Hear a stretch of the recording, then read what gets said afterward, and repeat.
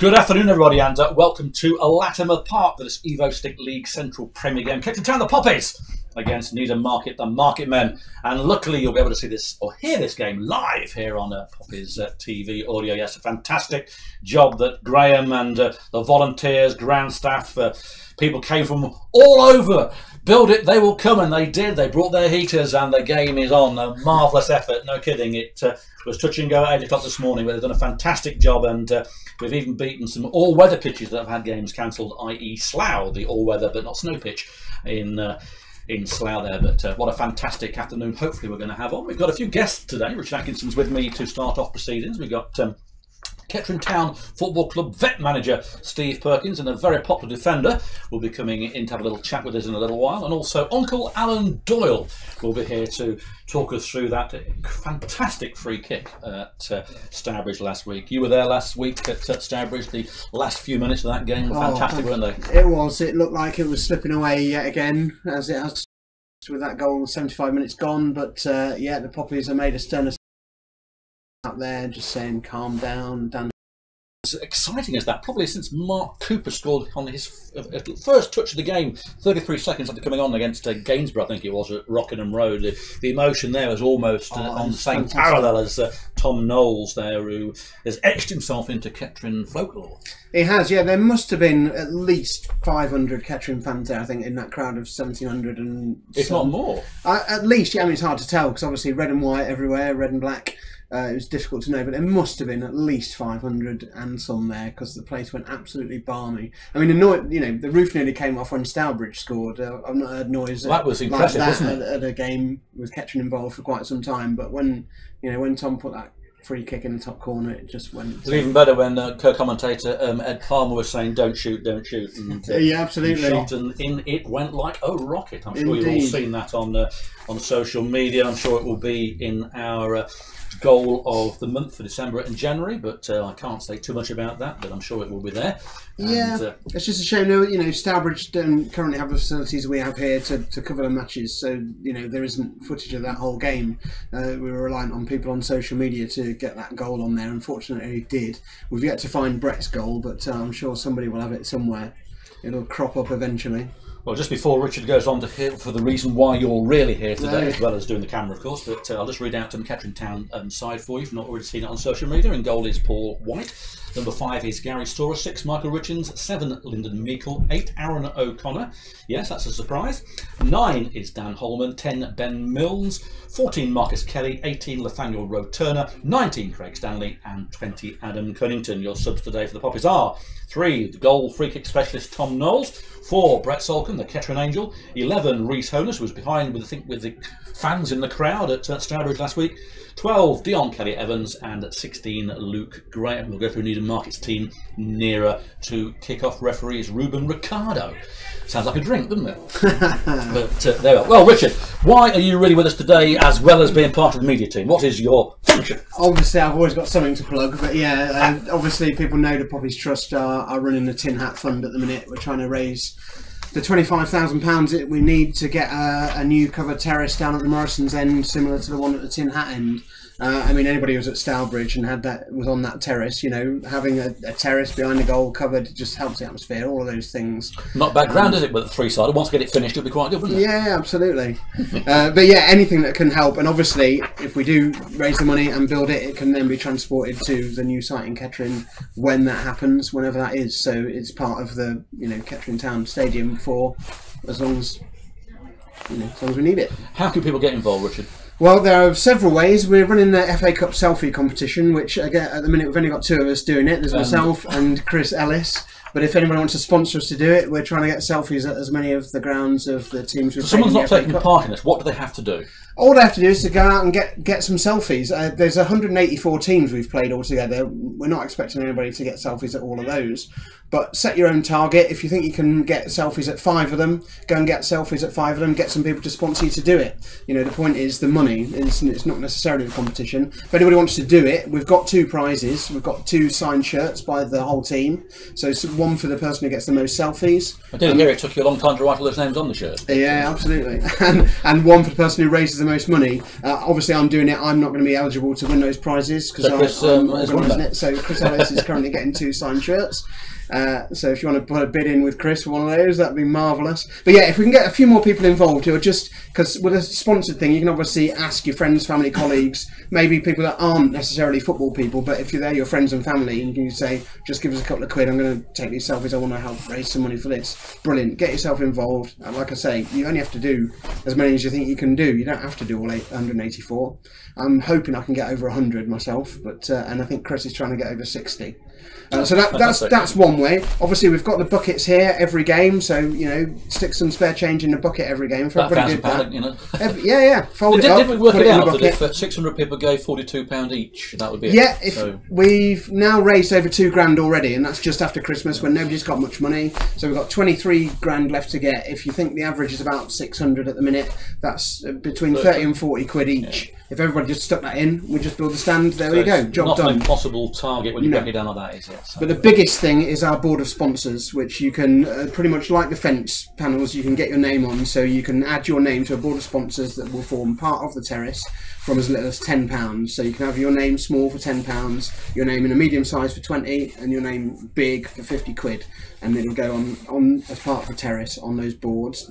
And then obviously we're looking for local companies as well. So you can get a company name on there for 75 quid. You can get your company logo large for 125 quid, or you can get a really super-sized company logo on there, £250, which is, you know, for a company, it's not going to be a lot of money. And if loads of people get involved in that, give us your money, as somebody once said with added words, then you know, give us your money, we'll build the stand. And we've got, you know, this place is starting to look like a proper football ground now with the fence and everything else. So the more we can do, the more we can make that a place that people want to come. More people will come through the turnstiles, you know, it all adds up. But we just need people to get involved. Give us your money, get involved. There's also 2 guys that organise a brass band concert at the local church. Martin Turner and Bob Miller? Yeah, the details of that will be coming out. So, you know, the more people that can arrange something and give the money to the fund, and so we don't have to organise it, the better. You know, that's the best way for things to go. And the rate we're going at the minute, we would, if we carried on raising money at the rate we're going, we'd make the target by Christmas. For me, I'd love to make it before the end of the season. Hopefully we'll get the promotion that we're all after, and then we can have the new terrace for next season. Fantastic. It also helps to increase the capacity of the ground because it's step terracing, so that will help. Obviously it goes towards the ground grading because you have to have a certain capacity to the ground, so it will help with that as well. It's not just like a vanity project or anything. It'll help increase, you know, the atmosphere in the ground, all of those things. All we need is for people to give us your money. So well, there you go. There we go. Pure optimism. I really like that. Yeah, all on the website, all on the Trust website, which is www.poppiestrust.co.uk. So there we go. You heard it here first with Richard. I'm going to say goodbye to Richard for now. He's got other duties to do. He'll be on camera a little later. I'm going to now bring in my second guest, who is the Kettering Town Vets manager, Steve Perkins. Steve, once again. How are you? Very good, thank you. You've been here before, haven't you, in this yeah, it's about, studio? Just about 2 years ago, roughly. 2 years ago. You're aging well, yeah. Yeah, but, well, if Richard was sort of appealing on behalf of Band-Aid, gives you money, I'm probably more age concerned. Age concerned, but it is age concern we're talking about, really, with the veterans team who have reached a cup final, which is fantastic, really, for you guys. From a project probably that started for a bit of a laugh and a joke and a few mates playing together. Now it's a little bit more serious with the final against Woolston Victoria, I take it. That's right, yeah. We've been going for 5 years now, and obviously when we started it, I wouldn't say we were a complete ragtag or mob, but we were playing for fun and just playing football for enjoyment and to represent the club on a community aspect sort of thing. But over a few seasons it's become more competitive. I think I said when I came in 2 years ago that we were becoming more competitive whilst we were struggling quality wise, but in the last couple of seasons we've had a bit of a recruitment drive in terms of personnel, and the last season we certainly turned the corner and it's borne fruit this season, so it's a great reward for everyone that's sort of stuck with our team to get to a cup final. Because your role has changed, hasn't it? Last time I spoke to you, you were playing, and now you're shouting. Absolutely. You are in the Marcus Law bench. And I'm probably better at shouting than I am at playing. Yeah, no, I kind of got the management role through default, through being sort of the oldest player, and for that reason, it's probably, you know, it's a good job that I'm not playing as regularly. But we feel that the standards improved anyway, even in the league as a whole. Even if our team's improved in quality, the whole standard seems to have just gone up a notch as well. So it's probably just a shade beyond me personally now. So I'm glad I've got some. It seems strange to say, but some younger legs. Younger legs. There's one in here I can see with younger legs. We'll bring him in a few moments. It's a very popular defender in Northamptonshire. I'm also sure you will know who it is when he pops up on the screen. But not only are you in this final against Wolverhampton at Victoria, you're doing well in the league, and also you're in a semi-final of another Veterans Cup as well. Again, a Peterborough team? Yeah, a week tomorrow, we've got another semi-final, which is it's the Northampton Town FA Cup competition, which is almost our league cup, if you like, and we're away to Peterborough Park, so that's a good contest. So yeah, look forward to that. And the league? The league. It's quite tight. If we were to win all our games and improve our goal difference, then you could say it's in our hands, and that's a possibility too. So you'll need some stout defending then if you're going to improve that. Absolutely, and, yeah. We can bring one of these stout defenders on now for a quick word. I'm sure you'll recognise the prowess with the left boot. If we can get Mr. Dunham on, normally on here talking about Kettering Town, but not today. John, what are you going to say about your manager? You played with him and now you're being managed by him. How's he doing? Oh, he's a top boss, you know. No, placing the cup final team, you know.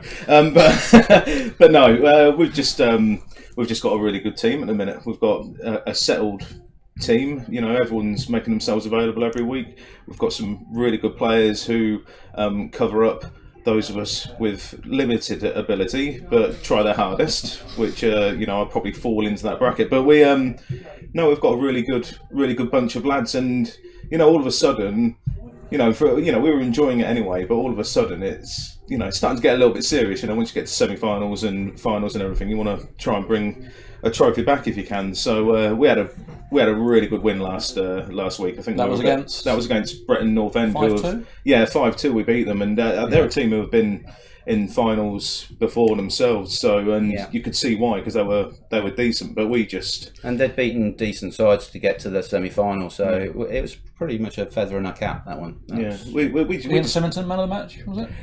Yes, Simo.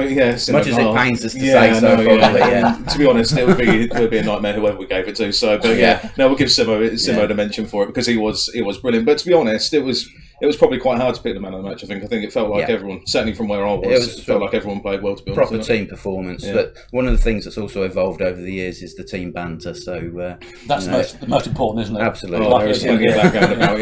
We were joking before. Well, it might not be a joke actually, but before we went on air, that if you do win a competition, there'll be a prize given to you by the club, which we can't really say on air what it is, but I'm sure we'll be drinking it later. Absolutely. We were talking about open air bus tour. Open air bus, but we'll go for open air bottles of beer.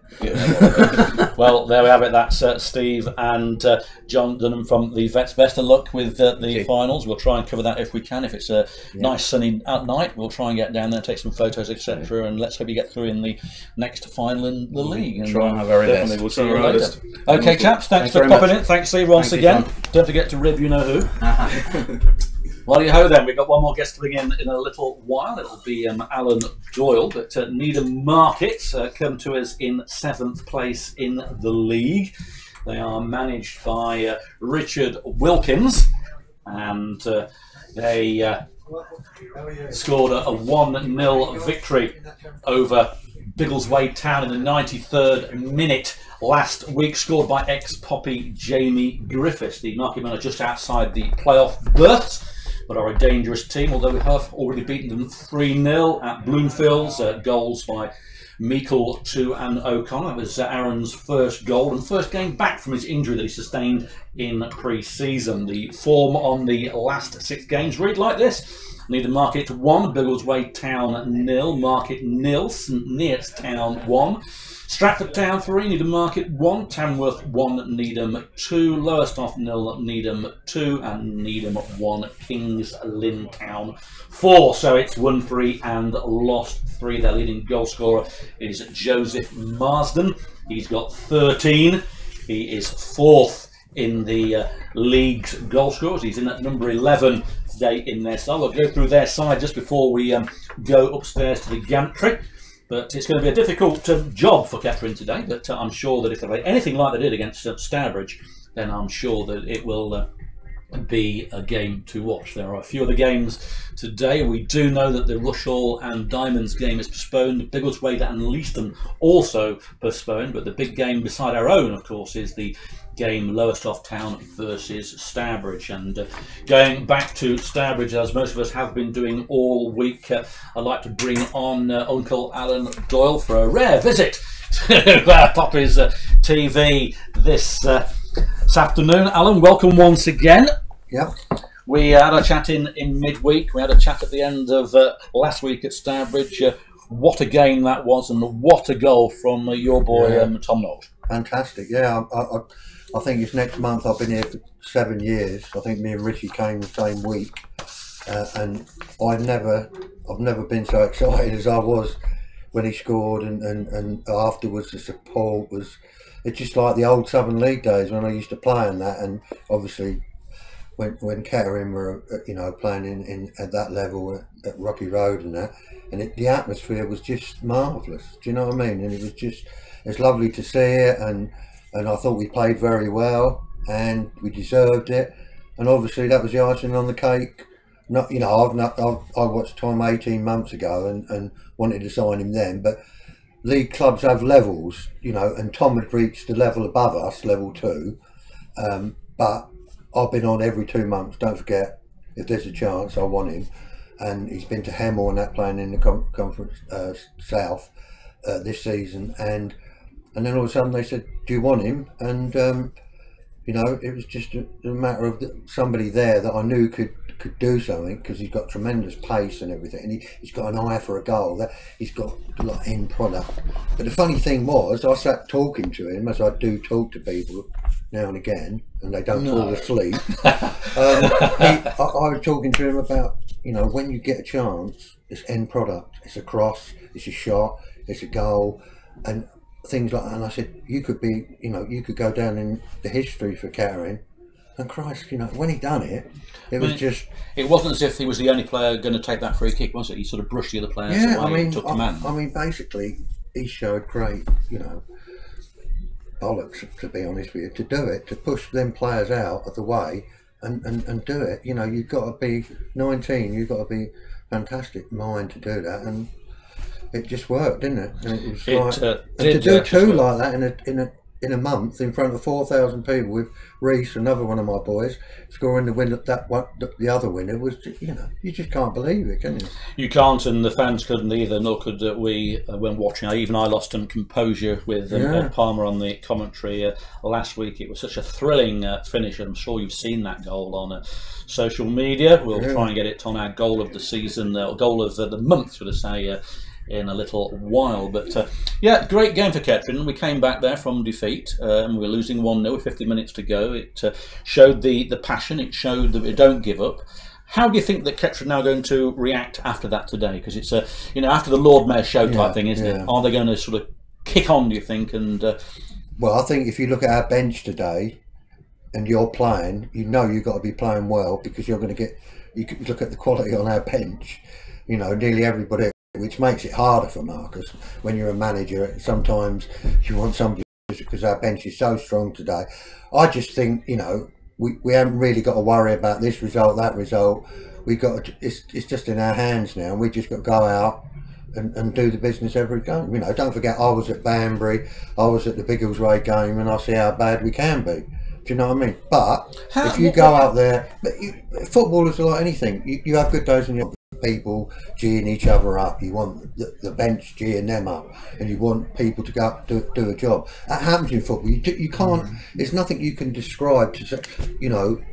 When you play or when you're a manager, it's just not going to happen. It just, whatever you do doesn't happen. And the more fighters. You remember the team that went up to this league? We had a lot of captains out there. You could name them. They were all proper captains, and they cheered each other. And they had bad games as well. Do you know what I mean? I remember seeing Reece. I think he was playing for Barton with that lad who now playing for Swindon, and they tore us to bits, didn't they? They did. Do you know what I mean? And it's just a game. You think of them going, how did they beat us with the players they got? And it was on the day. So every game we've got to go out there.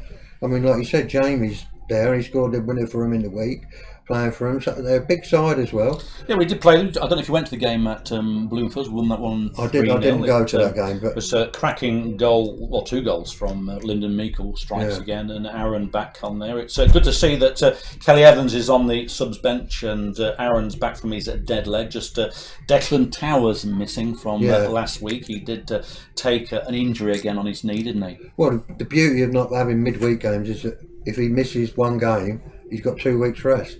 So I've just been talking to him, and if he misses 2 games, he's got 3 weeks rest. So it's not so bad at the moment. But no, we're in good shape. If the support's there as well and everything, it's just going and doing it. You know, you've got to go, keep grinding and grinding and grinding every single game. You've scouted Needham Market. Is there anyone we should be actually looking out for? I know that Martin's obviously the leading goal scorer with 13 goals, but I mean, the keeper kicks the ball 100 yards. It's massive. And they've got 2 big centre halves. I think they're brothers. One plays, and they're a competitive team. But Jamie was always dangerous, you know, even from when he was at Kettering that time. You know, 'cause we were full time then when Jamie was here. And I think, you know, if we go about our job properly, but you know, the next, I think it's the next 8 games we got, they're all against teams in the top half.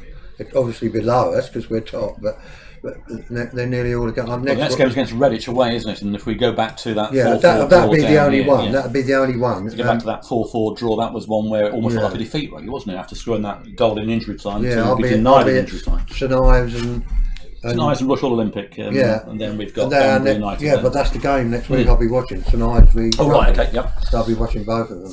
But so it's going to be an interesting afternoon. It's a good afternoon for football. It was surprising the game was on, isn't it? When you consider well done to all the exactly. We said that earlier on. All the people from Burton Park Wanderers, etc., that got these heaters out, and Potbelly Brewery all came out to help us get this game underway. It wouldn't have been on at 8 o'clock this morning by all accounts, and they've done exceptionally well. And it's a lovely afternoon out there now. It's still cold, mind you, but the sunshine is beaming out. We'll be going out live in a few moments to see. The ground might cut up a bit, but it will cut up, badly. It will cut up. But one thing I did want to say before I go is that 2 league clubs, the manager of Cambridge United, who used to be the manager of Northampton, he said to their man, I don't mind him going there even if it's not the right level because they're a proper club. And then we know the situation with the Peterborough chairman. They're a proper club, we're playing in the friendly. And that is not down to the players and that. But how long we got Tom for? That's down to the people that, you know, who run the club and everything. How long got Tom for? Well, initially we got him for a month, which is only 2 weeks away. So you know we'll sort it out. Okay, Alan. Well, thank you very much for your time once again. Let's hope we can find some more gems for us. Yeah. Okay. And we'll be speaking hopefully with the manager and one of the players after the game. Hopefully, it will be a win for Kettering. We'll be going upstairs to the gantry pretty soon with myself and Gary Foreman. Give you full match live commentary of this exciting game. As I was saying to Alan there are a few games I can go through with them for you. Next Saturday we're away at Redditch United. That's the 9th of February. On the 16th of February, we're away again at St Ives Town. Of course, St Ives beat us down here, so we'll be looking to get 1 over them. Then our final game in February is against Rush All Olympic on the 23rd of February. And just want to pencil in to your diaries, not in the correct order, but on Tuesday the 5th of March is the rearranged game against Colville Town.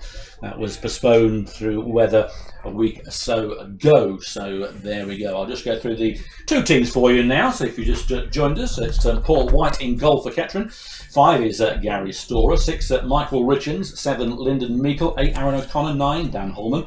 10 is Ben Mills. 14 Marcus Kelly.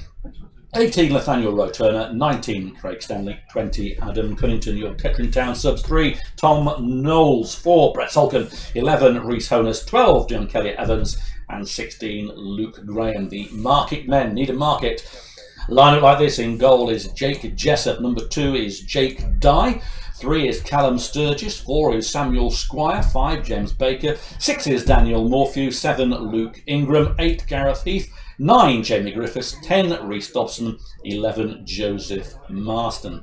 And their subs are 12 Jeremiah Kamanzi, 14 Regan Pelling, 16 Adam Milnes, 17 Bradley Cook, and 17 Vladislav Bursa. The referee today is Ruben Ricardo, assistants Peter Crow and Lewis Mountain. Let's hope he hasn't got to climb over a few hills to get some decisions right this afternoon, but there we go. Yep, it's going to be a good afternoon, hopefully. You can see the highlights from today's game and interviews on our website. That's www.thepoppiesonline later in the week, plus our archive footage. This week we have the game from 1989 against Northampton Town in the FA Cup final. Kevin Shoemake turn away, please, on that one. And also, if you haven't subscribed to our YouTube channel, please do so. It's live, takes only a few minutes to actually subscribe. We currently have 1,050 subscribers. That's fantastic. So if you could do that, that would be absolutely brilliant. Well, I'm going to go and join Gary Foreman upstairs in a few moments for this exciting Evo Stick League South Central Premier game. Kettering Town, the Poppies against Needham Market, the Market Men, live here on Poppies TV Audio.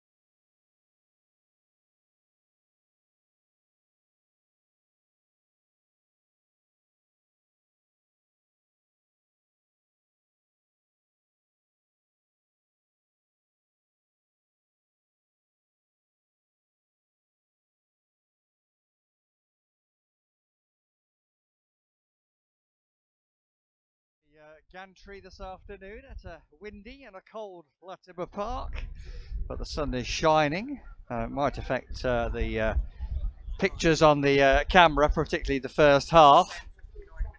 So apologies for people that will be watching the highlights later on, but we can't do anything about the sun, and the sun has helped in the corners of the pitch, I think, to get rid of the icy patches. And big thanks to all those volunteers and the businesses this afternoon, this morning actually, with their heating equipment on the goalmouth. I'm just a little surprised that Poppies Radio didn't get the call, as we're full of hot air, as people keep telling us. But what would they know? well, what would they know, indeed, Paul? Yes. But, yes, it was a remarkable job done by the ground staff, and our view here, you can see that it is still very, very wet underfoot. But they've done a fantastic job to get this game underway, and the fans have responded. It looks like to be quite a healthy attendance this afternoon. And the referee is with both captains in the centre circle. Needham Market playing in a strangely sort of Prussian blue colour, is it? Yeah, I don't know. Or is it a bluey grey? A bluey grey messy colour, but a bit like Wimbledon sort of. It is, yes. Yeah, sort of colours. With a few yellow edges around the side. It's going to be Adam Cuddington who's going to get the game underway. No, it's not. It's going to be Dan Holman who's going to get the game underway. Bit of sand down on the muddy areas. And we're about to kick off here on this cool afternoon at Latimer Park. Kettering top of the league and need to capitalise on last week's fantastic victory at Stourbridge. Holman over the ball. And away we go. Holman back to Richens. Richens puts a long ball, but it's easily cut out by Needham Market. Chests by Mills, pumps the ball forward. O'Connor's onto it in the penalty area already. Connor has to come out the penalty area, plays it back to Mills, but to the number 11 Marsden intercepts and falls down. I think he fell down there rather than was tripped, but the referee's given a foul, and he looks like the Mudman, having just been nice and clean, and now he's filthy. Yeah, it's going to be one of those afternoons, I think, where people are going to be unsure about their footing. And the pitch, as you say, is very muddy in places, a little bit wet underfoot. It's not going to help either team, to be honest.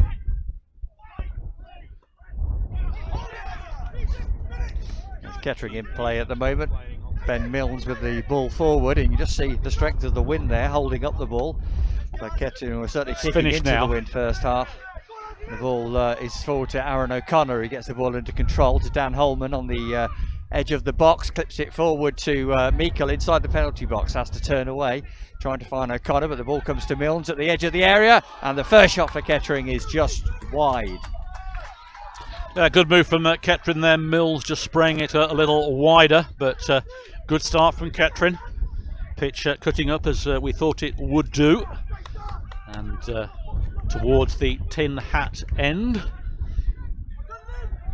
Opposite the tin hat end, the Brian Martin Palace terrace, should I say. That's another fiver, please, please, Brian. So it's going to be goalkeeper Jake Jessup to take this. He's in a neon green yellow vest kit. Came off Stanley. He's found Milnes by the near side. Milnes still with the ball, being pressurised, and a foul on Milnes by Marsden.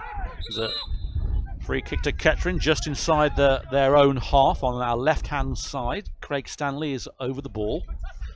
Stanley, who's been a revelation really since he's been here, just addressing the ball now. Stanley, low ball towards O'Connor. O'Connor traps it, flicks the overlapping Storer. Storer now on this right-hand side, puts it in a ball. It's cut out, missed kick though, and cleared by Morphew. Anywhere will do. It went straight to Roe Turner. He heads it to Kelly. Good work from Kelly on the halfway line.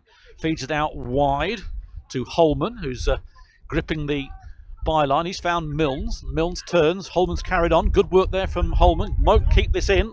He has. Not offside. It comes off the number 3 Sturgis and goes for the first corner of the afternoon.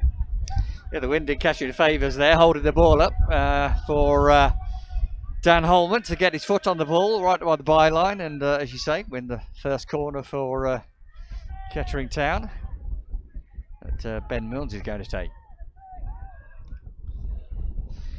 Yeah, Mills took it. It wasn't too successful. It's been hoofed out for a throw-in on the far side by the turnstiles. Milnes finds Holman. It's back with Milnes. Holman's gone down the line, but Milnes puts one in. There's Cuddington in there being manhandled away. It's been cleared out, but Cuddington's adjudged to a foul there. Number 5, Baker. It's a free kick to Needham. It's going to be taken by goalkeeper Jessup. Blue skies, grey clouds here at Latimer Park. First Saturday of February. And as we say, the ground staff done exceptionally well with the volunteers to get this game on, as so many have been cancelled, as Richins fends the ball off in the middle of the park. He's being challenged. It hooks the ball away towards O'Connor. O'Connor has won that very well, and then loses it. Sturgis has pushed him off, nothing given by the referee, and Paul White having to come out now to clear it. Is with his Toblerone foot and slices it to our left-hand side for a Needham Market throw-in. It's midway in Kettering's half on the left-hand side. Crosswind, I think, Gary, as well? Yeah, slightly into our faces. Right here on the gantry, as I say, Kettering sort of kicking into most of it as well in the half, which will make a difference in holding the ball up. Kettering clear the ball from that throw-in. But it's back with Marsden, who tries a long-range shot that's high and wide of Paul White's goal, and goes towards the houses on Station Road, Burton Latimer. Paul White getting a new ball. I'm now going to try and put some headwear on, as it's quite chilly up here. Yes, it is, Paul. Very chilly indeed, as it always is on this gantry in the winter. Not much warmer in the summer, I think, from my experience. Not a lot of difference. White clears long towards Cunnington, gets the flick on to Aaron O'Connor, passing the ball to Holman, who is adjudged offside. That must have been quite tight there, trying to latch onto the ball from Aaron O'Connor, maybe half a yard off. Well, in my haste to getting my hat on, I've dropped my glove. Oh dear. And that's a rookie error. That is a rookie error, for an experienced gantry man like yourself, Mr. Cook. Yes, it has dropped down in front of behind the home dugout. My hand is now going to freeze. But perhaps we should get Richard Lavery to go and pick it up and hand it up to us. We could try. I think I know the response. A colourful one. I'm sure he'll have a few metaphors in there, but it is Kettering with the ball. Cunnington chests it down well, squares it to Meikle. Meikle now just over the halfway line.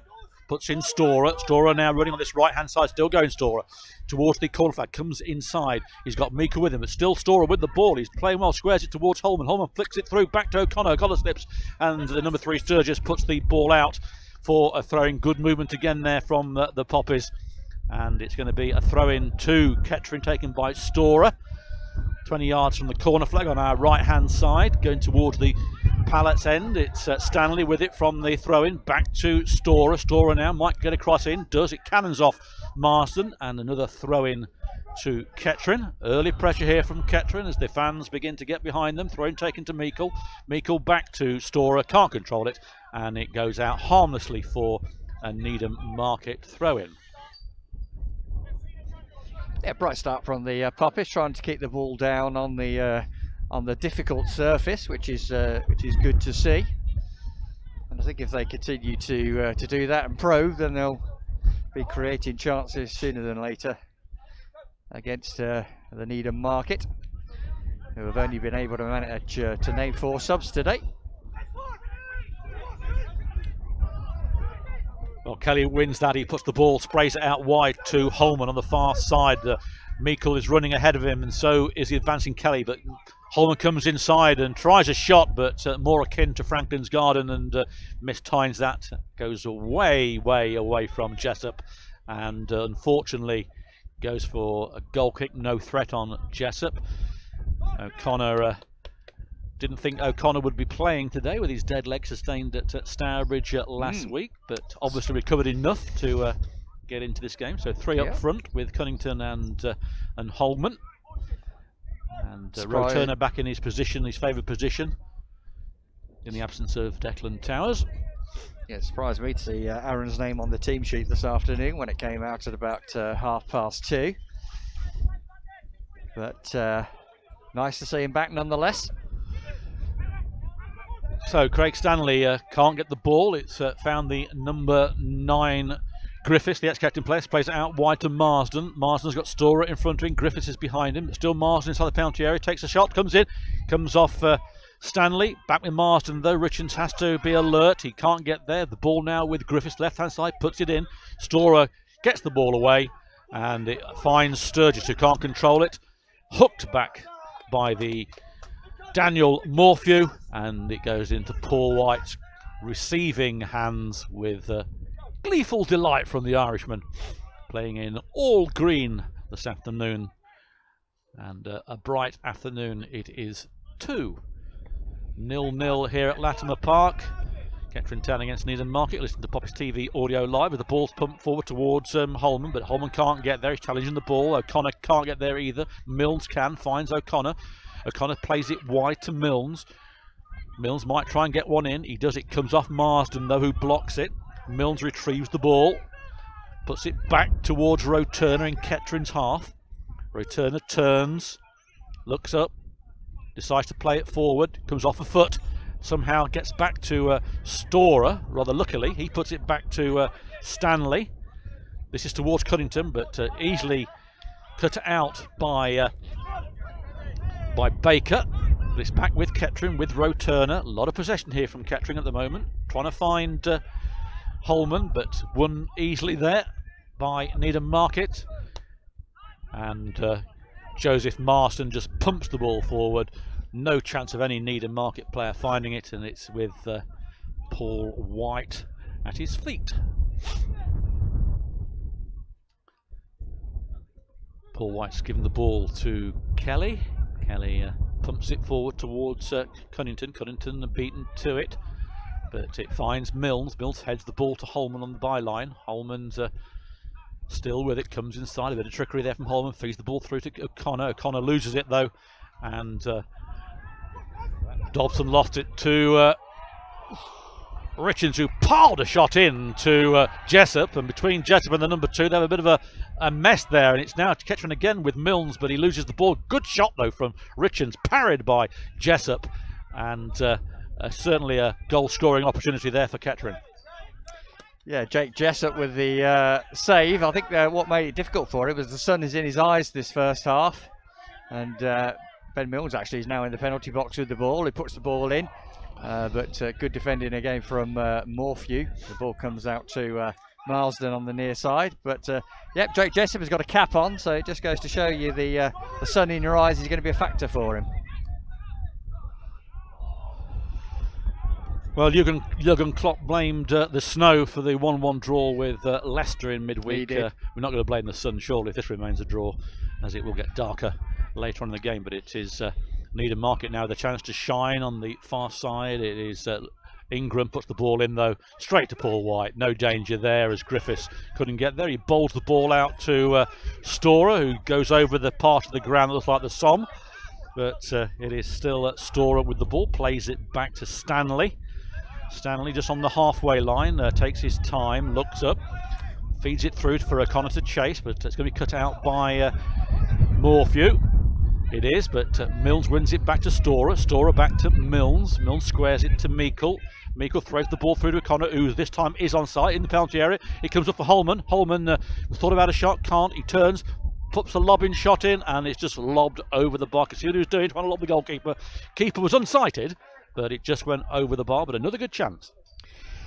Yeah, good interplay from Kettering again. It's interesting, Dan Holman is taking up a deeper position, sort of behind the front 2 really of Aaron O'Connor and Adam Cunnington at the moment. Just trying to buy himself a little bit of space on the ball.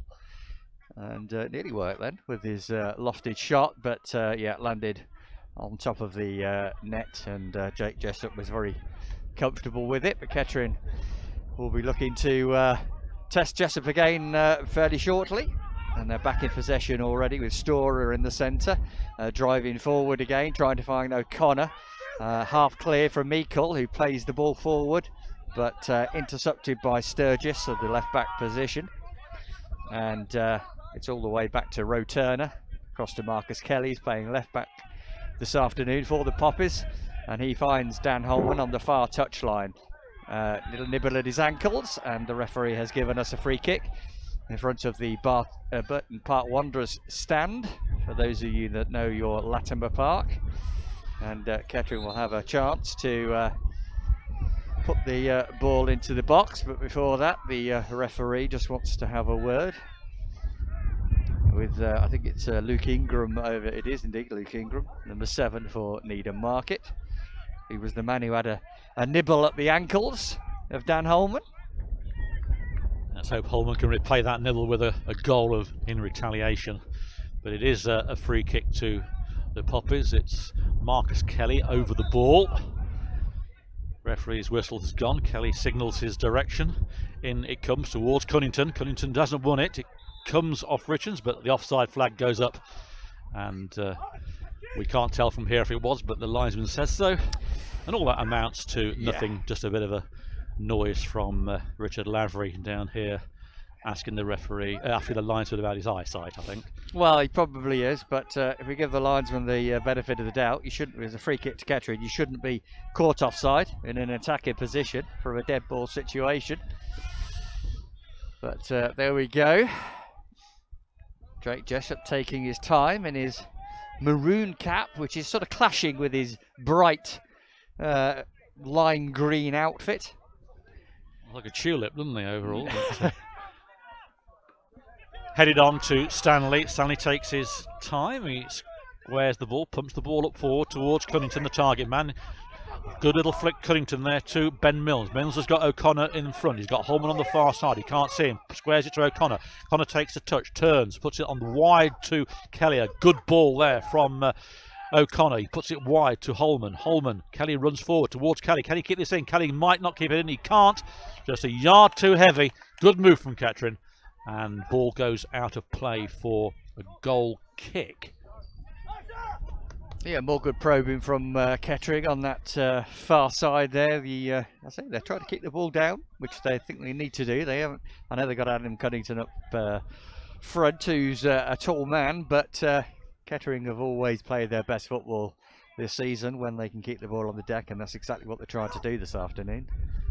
17 minutes gone here at Latimer Park as the sun is blinding us to a certain extent as Richards pumps the ball forward. It's going to be cut out by Baker, but no, Cunnington's got there.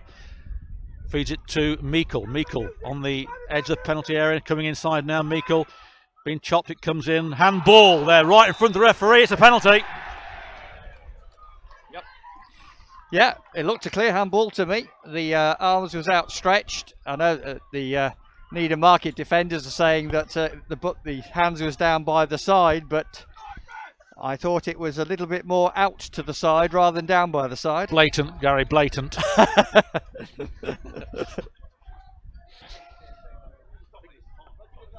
I think it was the James Baker looked like 5, that he Baker handled the ball. There's still a big melee going on about what happened. The referee now is taking control. It's Holman over the ball as Brett Solkin is on the subs bench. Needham Market still complaining and still stopping Kettering putting the ball on the spot. The goalkeeper's on the spot. Now been told to get back. Holman puts it down. And the goalkeeper trying some tactics here. The referee's told him to get back on his line. A bit of gamesmanship here from Needham Market. And still complaining is the goalkeeper. So referee now blowing his whistle. Holman takes guard here, steps up, does the feints, and puts it wide of the post. Well, sent the goalkeeper the wrong way, did a feint stop and puts it wide. That's the 4th penalty miss of the season for Kettering, and the second from Dan Holman. Yeah, I have to say that was a horrible miss from Dan Holman. He sort of dragged the ball very weakly to the left-hand side. The interesting thing to me was Jake Jessup had gone early to his left-hand side, and it was just a case that Dan had to roll the ball into the empty net. But yeah, that's a bad miss for him. Yeah, that's that led off for Needham Market, and let's hope that doesn't come back to haunt Kettering. The ball is pumped forward towards Cunnington, but Baker getting the ball back to Jessup, who, as Gary said, was well beaten. He was stranded. If the ball had gone in, he'd have stood no chance, but Holman dragged it wide, which is unusual for a striker of his calibre to do that. But that has gone now, and Storer puts the ball forward. It'll give Needham Market a bit of a thrill. And Needham with the ball. It is Sturgis pumps it forward, but Stanley's underneath it. Stanley heads it towards O'Connor. O'Connor turns, flicks it through towards Cunnington, but it's beaten by Baker. Morphew with the ball. It finds Squire. Squire finds Heath. Heath puts the ball to Ingram on the middle. Jake Dye, the fullback, has got the ball on the halfway line. He plays it back to Baker. Baker advancing forward over the halfway line, just pumps it forward towards Ingram. Ingram turns, but the ball given away, and O'Connor retrieves it, does well, pumps it forward towards Meikle. Meikle trying to send Gary Storer, but it's cut out by Sturgis, and Marsden has a chance to get Needham Market underway. Who'll be relieved that Kettering missed that penalty as Marsden comes forward, but Roe Turner cuts him out and puts the ball out of play for a throw-in.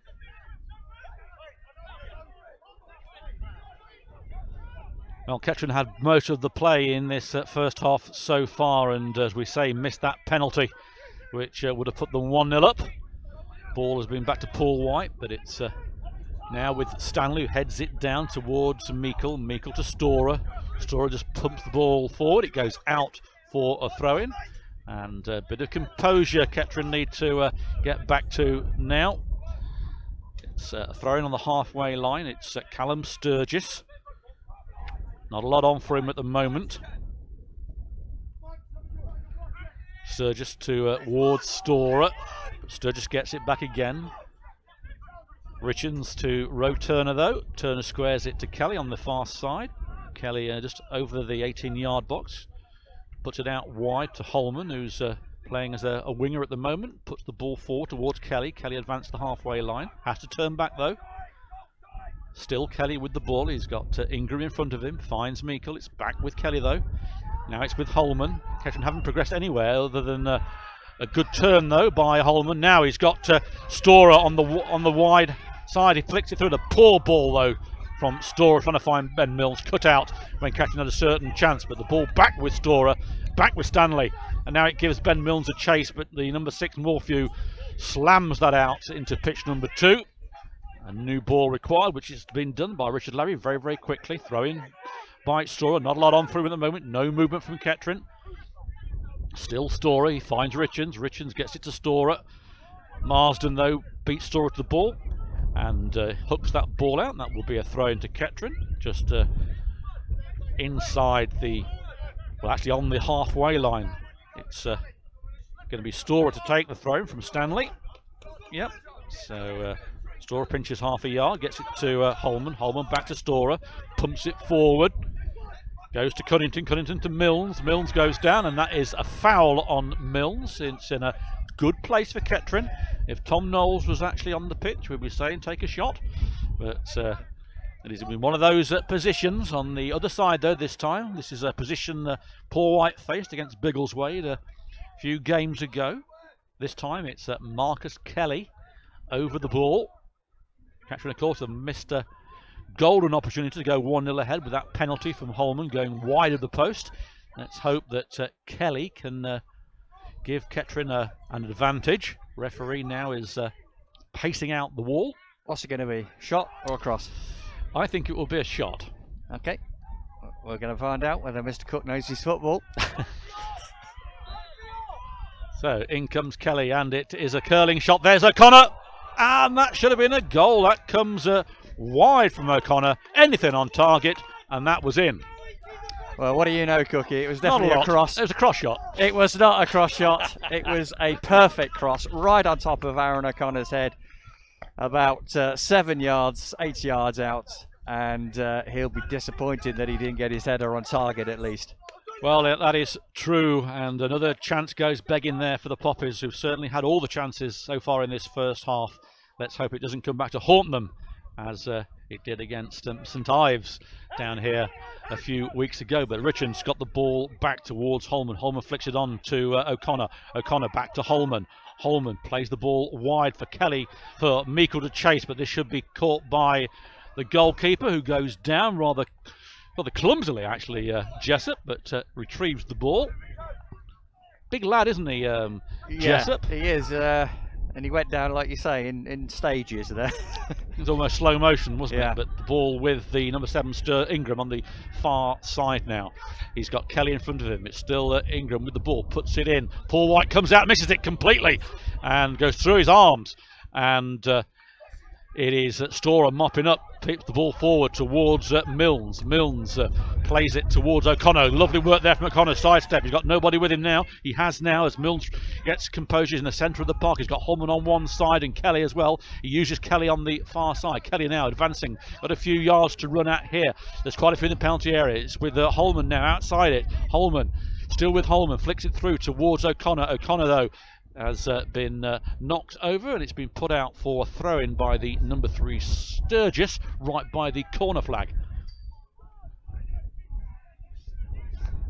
Throw-in taken to Meikle, back to Kelly. Kelly puts it back to Holman. Holman puts in a cross towards O'Connor. O'Connor's in the penalty area, turns, puts the ball to Meikle. Meikle shoots low. It cannons off Cunnington, unfortunately, and it's hooked away by the number 5 Baker towards Stanley, who's got the ball back into the Needham Market half towards Cunnington. Loses the ball this time though, but it does find Holman. Holman turns, he's got Kelly one side, he can't see him though, puts the ball forward towards Storer. Storer, 6-yard box, puts it square there, he must be going, it is!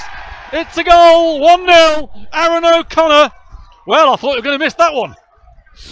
Yeah, it was a very acute angle on that far side, only a few yards out, but it was a very acute angle. But Aaron O'Connor just doing enough to get his foot on the ball to divert the ball home, Jake Jessup was busy tried to claw the ball away, but his attempts, fortunately for Kettering Town, have failed, and Poppies do take what has to be a deserved lead. Yes, I concur with that entirely. They did miss the penalty. They've had a couple of decent shots, and they should have been ahead also with an O'Connor header. Aaron will like that one, of course. A little tap there by the near post. Kettering take the early lead here. 25 minutes gone here at Latimer Park. 1-0 to the Poppies. Stourbridge are playing away at Lowestoft. We haven't got any score yet from that game. If and when we do, we'll bring you the results. I'm looking at my man on the right-hand side, but have been totally ignored. But it is... let's also... I hear that Stourbridge have missed a penalty as well. So it's 0-0, though. It's catching. At Lowestoft. So good news for all Poppies fans around the world. If you're listening, thank you very much. I'm sure the ones in the warmer climate will be delighted, as the ones in the cooler climate here at Latimer Park are too. But it's Holman with the ball, gives it away, gets it back though, pumps it forwards. Baker gets it for Needham Market, who's going to play it out, leaves it, and Cunnington falls all over him and gives away a foul. Rather clumsily, both players, really. But, yeah, neither of them will get a dancing award. Baker, big strong centre half for Needham Market. Adam Cunnington, another tall, strapping lad. Played well last week in the second half when he came on at Stourbridge, and is doing okay so far as the ball gets through to Milnes. Milnes pumps it forward towards O'Connor now. O'Connor's got two around him. Milnes is going to back him up here. There's nobody in the penalty area at the moment. Cunnington is there now. Ball's back with Milnes. It's a rather laboured cross though from Milnes, cleared by Stourbridge. Martin gets it to Baker and he hooks the ball forward. Stanley plays it back to Paul White, who's come right out of his penalty area, gets it back to Stanley, and Kettering can mount another challenge going forward. Stanley. Good ball here from Stanley to O'Connor. O'Connor's got the overlapping Storer, who then is brought down, tackled. The referee is now given the foul. He got up, Storer. He tried to carry on with it, but good refereeing from Ricardo. Yep, right decision. Clear foul, and no advantage for Gary Storer to continue with the defender right in front of him, so we'll have the free kick. Defender will have to retreat 10 yards, and it gives chance for Marcus Kelly to... I think he's going to cross this one for sure from this angle. It's well, even I'll agree with that one from that angle. Yeah, from this angle, more of a crossing position, but he'll be getting his left foot on it, swinging it towards the Needham Market goal. Kelly, left-footed. It's an overhead kick, and it comes off Cunnington actually, and is cleared by Needham Market. It's only cleared towards Kelly, who's come all the way back. He's found Roe Turner in the centre circle. Roe Turner puts it towards Cunnington, who's pushed in the back and is cleared by the number 4 Squire, but it's won back by Richards. Richards might try a shot. We know what he can do when he's on target. Still Richards getting through. Cleared by Sturgis. A throw-in, another ball required. It's not. Richard Lavery puts the ball back to Gary Graham in the box in front of where we're commentating from. It's a throw-in by Storer to Milnes. Milnes. Good ball here if Storer can get there. He can't. Ball's hooked towards Holman. Holman traps it, does well. Plays it left-footed towards Richards. Richards has got Kelly on the far side, but a poor ball from Richards, cut out by Ingram. But then Richards repairs the damage, gets it back to Kelly. Kelly sets Meikle away. Meikle comes inside. Still Meikle, headed out by Baker towards Holman. Holman turns, gets the ball to Storer. Storer. Mills wants it, he doesn't get it. Storer puts the ball back to Stanley. Stanley has advanced into the Needham Market half. He's outside the penalty area now, puts the ball forward, but Connor goes the wrong way, and the number 4 gets the ball out, but gives it to Ben Milnes. Milnes now, he's got Meikle inside the penalty area, bit of space. Meikle puts one in, and nobody at the back post to capitalise on what would have been an open goal as Connor came rushing in, bit too heavy. Still 1-0. Yeah, it's all Kettering pressure at the moment. They're probing, they're making life very difficult for Needham Market around their own penalty box. And unfortunately for Meikle, this cross was just over hit on his weaker left foot. But what's been interesting for me is that both fullbacks, Marcus Kelly on the left-hand side and Gary Storr on the right-hand side, they've been playing more attacking roles all of this first half for Kettering.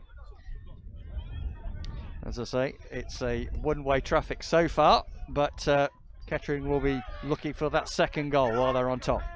They will, and it's back with Stanley from the goal kick. He pumps the ball forward towards Cunnington, but it reaches Ben Milnes, gives the ball away to Marsden though. Marsden turns, but good work there from Milnes, who beats Sturgis to the ball. It's still Milnes with it in the penalty area, flicks it behind Cunnington. Cunnington though wins the ball back, but he's adjudged to have fouled Heath, who went down in the D, and that should be a free kick to Needham Market. Remember, next Saturday, Kettering away at Redditch United. Those of you cast your minds back to that game here at Latimer Park, 4-4 draw. Kettering 4-3 up with about 30 seconds to go to scoring in injury time, to be denied in injury time. A game that we felt we'd almost lost, even though it was a draw. Games against Redditch, of course, do have a lot of goals in their history. The ball back with Kelly in Kettering's half does well, finds Holman. Holman doesn't do so well though, and Dyer gets the ball in towards the number 9 and flicks it over. And it was Jamie Griffiths, the ex-Poppies player there, heading just over the bar from the diving Paul White. Needham Market's first real opportunity and chance, and it just went over. Yeah, Jamie Griffiths has been anonymous so far for Needham Market, but as you say, first chance, a looping header which went 6 inches or so above the bar, landed onto the roof of the net. So yeah, a little warning there for Kettering. I think it's the 93rd minute you've got to watch out for. Jamie Griffiths is always scoring goals in the 93rd minute. Not many teams do that, do they?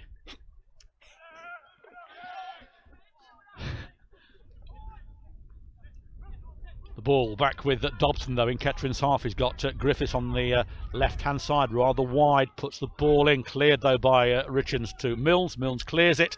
He's going to get Azza to chase this. It might go out of play. It's a foul though by O'Connor, pushing Morphew, and it will be a free kick. It's going to be taken by Jessup, who's taken off his cap. Yep, sun's gone in for now. Sun's gone in for now, so we'll be blinded by the floodlights next though. We'll use that one as the excuse, shall we? He's a towering goalkeeper, isn't he? He's built like a flanker. Sorry? Yeah, or a second rower. Second rower, indeed. Prop forward. But the ball is back with Marsden, though, from that free kick. And there's been a foul by Marsden. A push. Marsden can't believe it. And that's a free kick. Paul White comes out of his penalty area to go and get the ball. 1-0 to Kettering Town's. Goal scored by Aaron O'Connor on 25 minutes. Having missed a penalty from Dan Holman. So Kettering should be 2 up. They're 1 up, playing pretty well at the moment. It's all Kettering Town, and Lowestoft Town have taken the lead over Stourbridge. Stourbridge having a bit of a blip. Good. As Cunnington gets the ball to O'Connor. O'Connor trying to find Milnes. Milnes can't get there. Marsden can. Good tackle there by Cunnington, who's adjudged to have fouled Marsden, and referee might have a word with Cunnington. Yeah, accumulation time, I think, for Aaron Cunnington. Just 3 or 4 minor fouls, shall we say, and that was another one. And I think he's just reminding him that yeah, I think he is. He's just reminding him, counting it, it'll be 1, 2, 3 or whatever. Just reminding him the number of fouls. One impressed so far with the referee. Stand-in referee. Stand-in referee. Yeah, the original one was ill. So the original one, they called it off, didn't they? Apparently, yes, the original one called it off because he was ill and was reminded. Can referees do that? If they're ill, call a game off? No, they can't. Ah, and well, the FAA, I think, overruled him. Overruled him and Sensible, said, "Don't be a silly indeed. boy." So even though everybody here got the game on, the referee wanted to call it off because he was ill.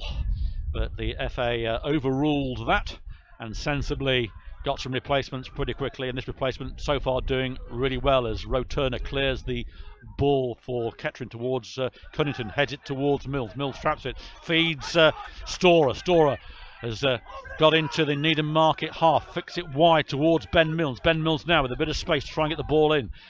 Good cross need to be. It's not a good cross, and it's headed out towards Marsden, and Marsden gets a 1-2 back, flicks it through to Heath and to Dobson, but Dobson gives the ball to Roe Turner. He turns and introduces Paul White to it.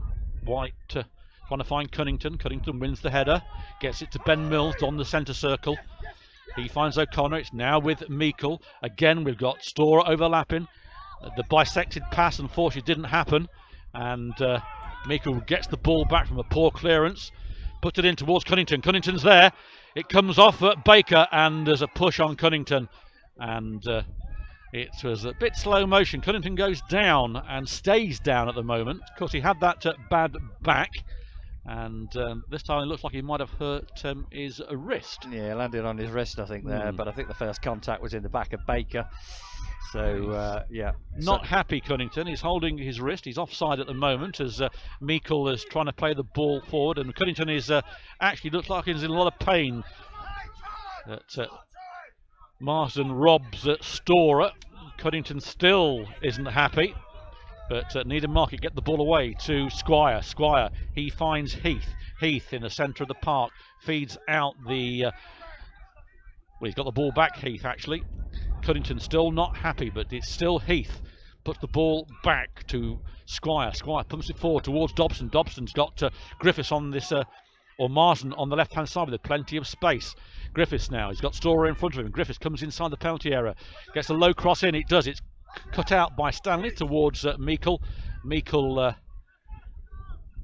pumps the ball forward towards Mills. Mills turns and sets a chase on for O'Connor, but it's going to be won by Morphew, and that's hooked anyway. It might give Cunnington a chance to get this wrist looked at. He's come over to the dugout, but has gone back on the pitch. I think he's going to tough it out. Yeah, he did have a cast on, didn't he? He might be a reoccurrence of an earlier injury. Ball back in play with Roe Turner, who side foots it towards Holman. Holman turns, plays it back to Roe Turner. Turner plays it back to Kelly. Kelly pumps it forward towards Holman. Good work here from Kettering. They're moving the ball around quite well. Not getting too much yardage if it was American football, but it's not. Kelly does a pirouette, gets the ball to Holman, who now pumps the ball forward towards O'Connor, but this should be cut out easily by Morphew, which it is. It's well kept in by Needham Market. It's Heath with the ball, pumps it forward towards Griffiths. Griffiths being manhandled by Roe Turner, and referee in fact gives that as a foul, quickly taken. It's Ingram and put out by Roe Turner, quickly taken. It's now with Ingram and goes out harmlessly for a goal kick. Super Bowl is tomorrow, Paul. Talking of American football. Is it? Yes, it is. It's the big game. What are your views on it? I'll be asleep. Yeah, there won't be many people watching it live, and that's the one downside. It's through the night. I don't mind American football, actually. Lived out there and yeah, became quite a fan of American football. Once you go to a few games and get into it, you do. I am a fan, I have to admit. But back on to today's game, it is Marsden with the ball. He trying to find the number 3, but robbed by Meikle. He pumps the ball forward towards Cunnington, who's seems to have recovered now from that. Oh no, he's not. He's still holding his wrist. Ball now with Holman on the far side. Cunnington and O'Connor trying to go in there, but cut out and well won by Jake Dyer, who stops that opportunity. He just kicks it out for a throw-in. 1-0 here at Latimer Park. Goal scored by Aaron O'Connor on 25 minutes. You'll listen to Poppy's TV audio with Gary Foreman and Paul Cook. We'll be hopefully in the studio at the end of the game with some managerial and hopefully a player to have a chat about the game, especially if we win. And Holman has the ball on the halfway line, finds Mills. Mills pumps the ball forward, but goalkeeper almost came out and stopped, but Jessup decided he wanted the ball. Not a good conversation though between Morphew and Jessup. Not a line of communication there that the goalkeeper will be happy with. But it is still Jessup. He's got the ball outside the penalty area on the far side, delivers it. Got a good kick on him as Jessup. It finds Stanley, gets to Holman. Holman plays it back to Kelly, who puts an up and under on, and that goes out of play for a throw-in. A rather wild attempt, Gary. A bit of a slash, wasn't it? But yeah, Needham Market making more excursions into the Kettering half. But as of yet, apart from the one header from Griffiths, not troubling Paul White, and Kettering on the break again. Kettering on the break with Lyndon Meikle. O'Connor sprinting forward. He doesn't get the ball though, it's cut out, and then Meikle slips in the mud. The ground is cutting up quite a lot, so a lot of slips will happen. Marsden's push wide and pushes it out for a throw-in. 40 minutes gone here at Latimer Park. It's 1-0. Some of the Kettering Town fans begin to move direction, ready for the second half. Meikle can't control that though. Leaves it for Stanley, who can. And it is Morphew. Only finds Storer. Storer being challenged by Marsden. Gets the ball back to O'Connor. O'Connor's got Meikle with him. He uses Meikle. Meikle takes a touch. Puts it through towards Storer, cut out by Morphew, and Needham get the ball away to Jake Dyer on the far side. He's overhit it though, but does well, and still continues to run forward. He feeds Ingram, who's been overlapping. They've got Dobson and Griffiths up front. Ball comes in towards Griffiths. Chance, good save from Paul White, and that goes wide of Paul White for a corner. A very good chance from Griffiths.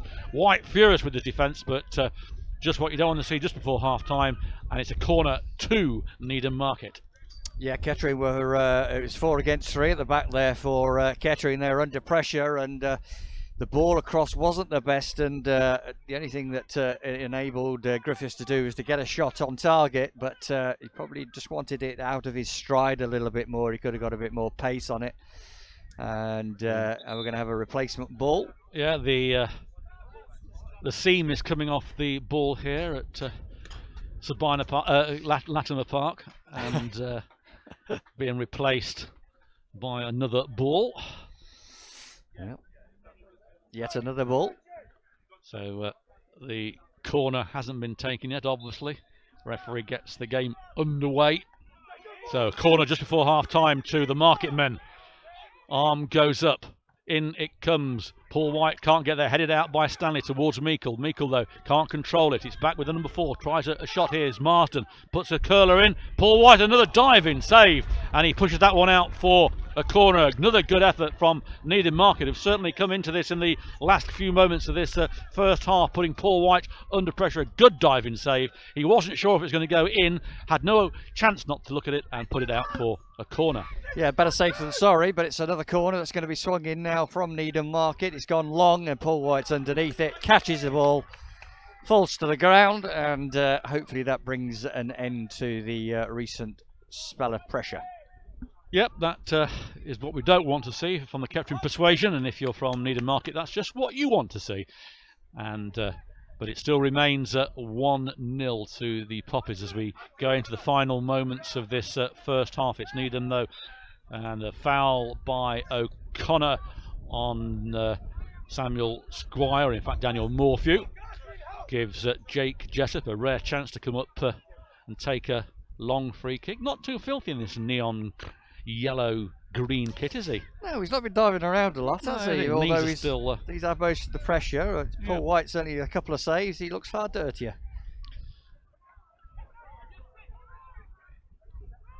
Needham Market under pressure here. They've got Martin puts one in, and Paul White again, and what a goal! Well, it's been coming. And leading goal scorer there, Marsden, takes advantage and plants the ball high and wide of the diving Paul White, who only moments before made a fantastic save in the same area. And unfortunately for Poppies fans, it's a 1-1. Yeah, it was almost as though the first shot for Marsden was like a sighter, because that one was top corner, and you can't blame Paul White for that one. But you give the likes of Marsden, the danger man Joseph Marsden, a few yards in the penalty box. He's got the quality to hurt Kettering, and it's just been proven there. So from being sort of dominating for 35 minutes of the first half, Kettering been pared back. Yeah, we did say those missed chances might cost them, although they went 1-0 ahead. It's 1-1. Marsden's 14th goal of the league season gets the ball again. It's Needham Market's first ever goal against Kettering Town in any competition.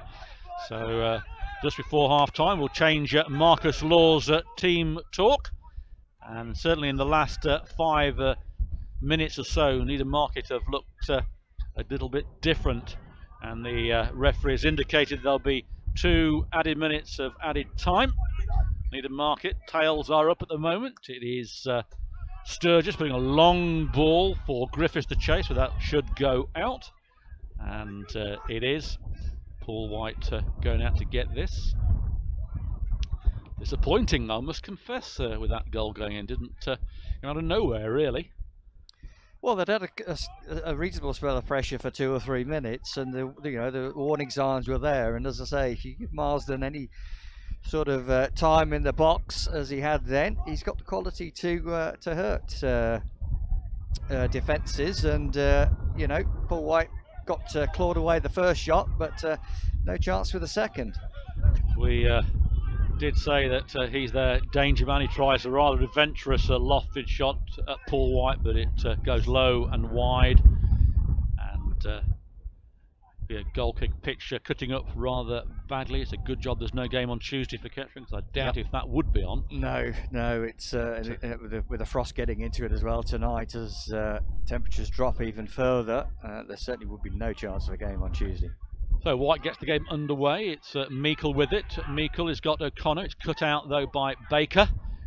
He squares it to Sturgis. Gives the ball to the goal scorer Marsden. He puts it wide for Jake Dyer to run onto. He does. Dyer with a bit of space now. Being chased by O'Connor. Still Dyer with the ball. Dyer still with the ball. Puts it towards Dobson, but cut out by Stanley. Stanley feeds it towards Cunnington, but he's beaten to the ball.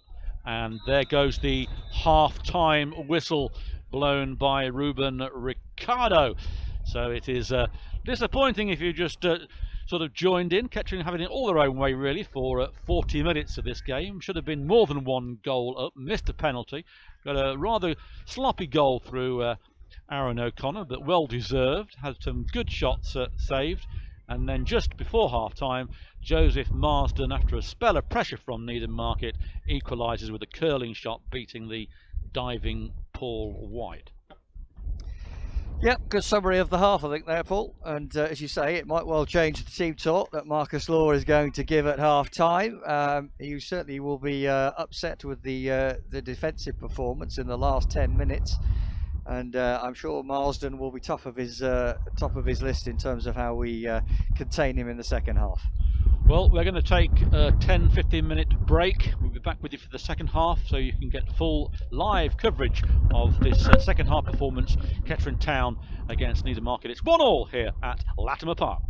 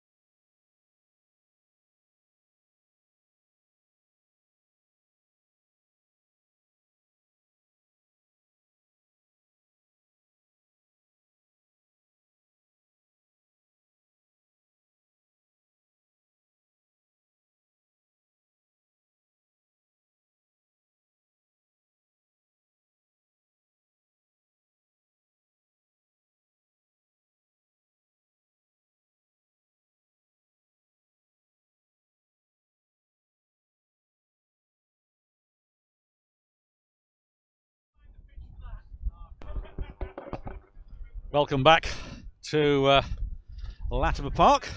Teams out for the second half. 1-1 if you've just joined us. Kettering men ahead through Aaron O'Connor on 25 minutes. And Needham Market got back into the game on around 40 minutes, putting Kettering under a bit of pressure. And Joseph Marsden getting the equalising goal. A good curling shot, beating Paul White. Looking at the pitch, it's excuse me, cutting up really quite badly. I can't see this being played on for a couple of weeks after this game, which won't really affect Kettering too much because we're not back here until the 23rd of February against Rush All Olympic. But certainly if there's a game on Tuesday night, there wouldn't be a game on Tuesday night. No, not this Tuesday, that's for sure. And it looks as though there are no changes at half time for either side. As the coaching staff make their way across the pitch with the substitutes just jogging across. And it'll be another minute or so before we are underway for the second half.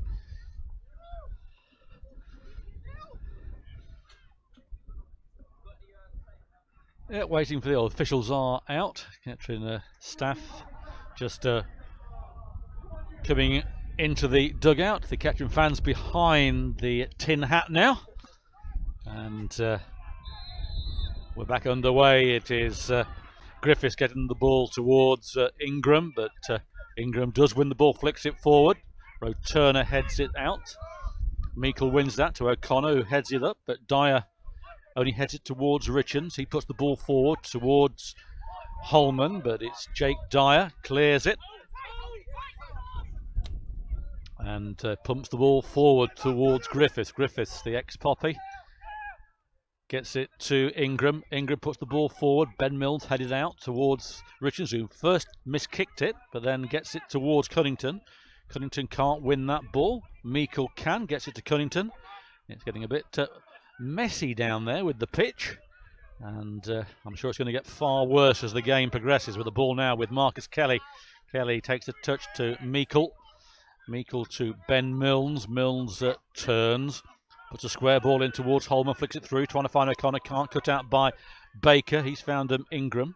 Ball back to Dyer, only towards Kelly though, and robbed by Griffiths. Now Griffiths does well with his feet there, gets towards Dobson. Dobson's got the overlap in Marsden, who scored that wonderful goal. He's on the edge of the penalty area being chased by Storr. It's still Marsden with the ball. He's roasting Storr here. Ball comes in and Paul White cuts that out. But again, good work from the dangerous Jamie Marsden. Paul White delivers the ball towards Lyndon Meikle. Lyndon Meikle on the halfway line. Can see Ben Mills on the far side. The ball, though, unfortunate, doesn't get to him. And it's cut out by Ingram. Ingram comes away with it. It's with Heath. Heath, Dobson wants it. Heath still with the ball. Puts it wide here. Square ball to Dyer. Dyer with a bit of space to run at Kettering. A bit more adventure straight away from Needham Market than that first half. Ingram wide. Flees it through to Dyer. Dyer puts the low ball in here. Comes in. And Marsden can't get there. Storr can. Storr retrieves the ball in the grassy area of Latimer Park, feeds it to Mills. Mills puts a long ball for the chasing Holman, and Holman's done well here. He's got this. There's only Cunnington in the middle there. In comes Holman. He's in the penalty area, turns one way, turns the other. No one really to help him. Still with Holman. Still with Holman. And still with Holman. Having to play the ball back now to Richards. Richards might try a long ranger. Richards shoots low. Comes off the number 5, Baker, and spoons away for a corner. I was beginning to wonder if Holman was ever going to release the ball. Yeah, kept cutting in on his right foot, but lovely crossfield ball from Ben Mills of distance, very accurate. And we've got an injury to a Needham Market player, so before Kettering can take the corner, the trainer will be on. I think it's number 3, is it Callum Sturgis? Sturgis, yes, he's gone down on the edge of the penalty area. And Kettering fans in the tin hat finding their voice. Yep. Hopefully it'll be a repeat of 2 goals in the away end like it was at Stourbridge. That'll yes, make some noise in the tin hat end. we'd take that half time, and we believe that Stourbridge are losing 1-0 at Lowestoft. And the only other game that is important for us was, I think it was Stratford Town 0, St Ives 0. The rest, I think, were postponed that are important towards Kettering. You're missing nothing here at the moment, as Sturgis is still down, being helped up. And in fact, I think they're going to make a substitution. He's hobbling off, gets a pat there from Meikle, and Sturgis is going to come off. And we'll bring you who's coming on in one moment once they've got the disco sorted out down here. I think it's Adam Mills. Well, he doesn't look in very good shape, does Sturgis. Coming off rather gingerly. And believe me, it's pretty cold out there. So yeah, Adam Mills, number 16. Adam Mills is replacing Sturgis in fourth change on 49 minutes. He's got his shirt off, brave boy. That's there we go then. So Adam Milnes replacing Callum Sturgis, who comes off rather gingerly, and the cold will make it far worse. When play does get back underway, it'll be a Kettering Town corner taken by Marcus Kelly. On a word with a couple of Kettering fans down by the corner flag while waiting to take this. And referee just making sure that everything's okay with Milnes. Referee's blown his whistle, so play now get underway. It is Kelly with it. Kelly delivers an in-swinger, comes towards O'Connor and Richens. It's kept in, not kept in, and it's another corner for Kettering. I thought that was going to run out. Yeah, well, it looked like a glorious chance for Michael Richens. He was isolated, he had space, and he rose, and I don't know, he just didn't connect with the header at all. But quite a few times this season, though, isn't it, that Richens has got in these good heading positions, and he's either mistimed them, and it comes in again. Punch out by Jessup. It goes to the substitute Milnes. First action, clears the ball, but only towards Kelly. Kelly puts it to Meikle. Meikle sort of advance, flicks it through to Richens. Rather heavy ball, and all Richens can do is help the ball out of play for a goal kick. So bit of pressure from both sides there early on. Needham Market looking a little bit different to the side we first saw in that first half until the last 5 minutes of that first half. And Brett Solcombe been told to stay off the pitch by one of the coaches.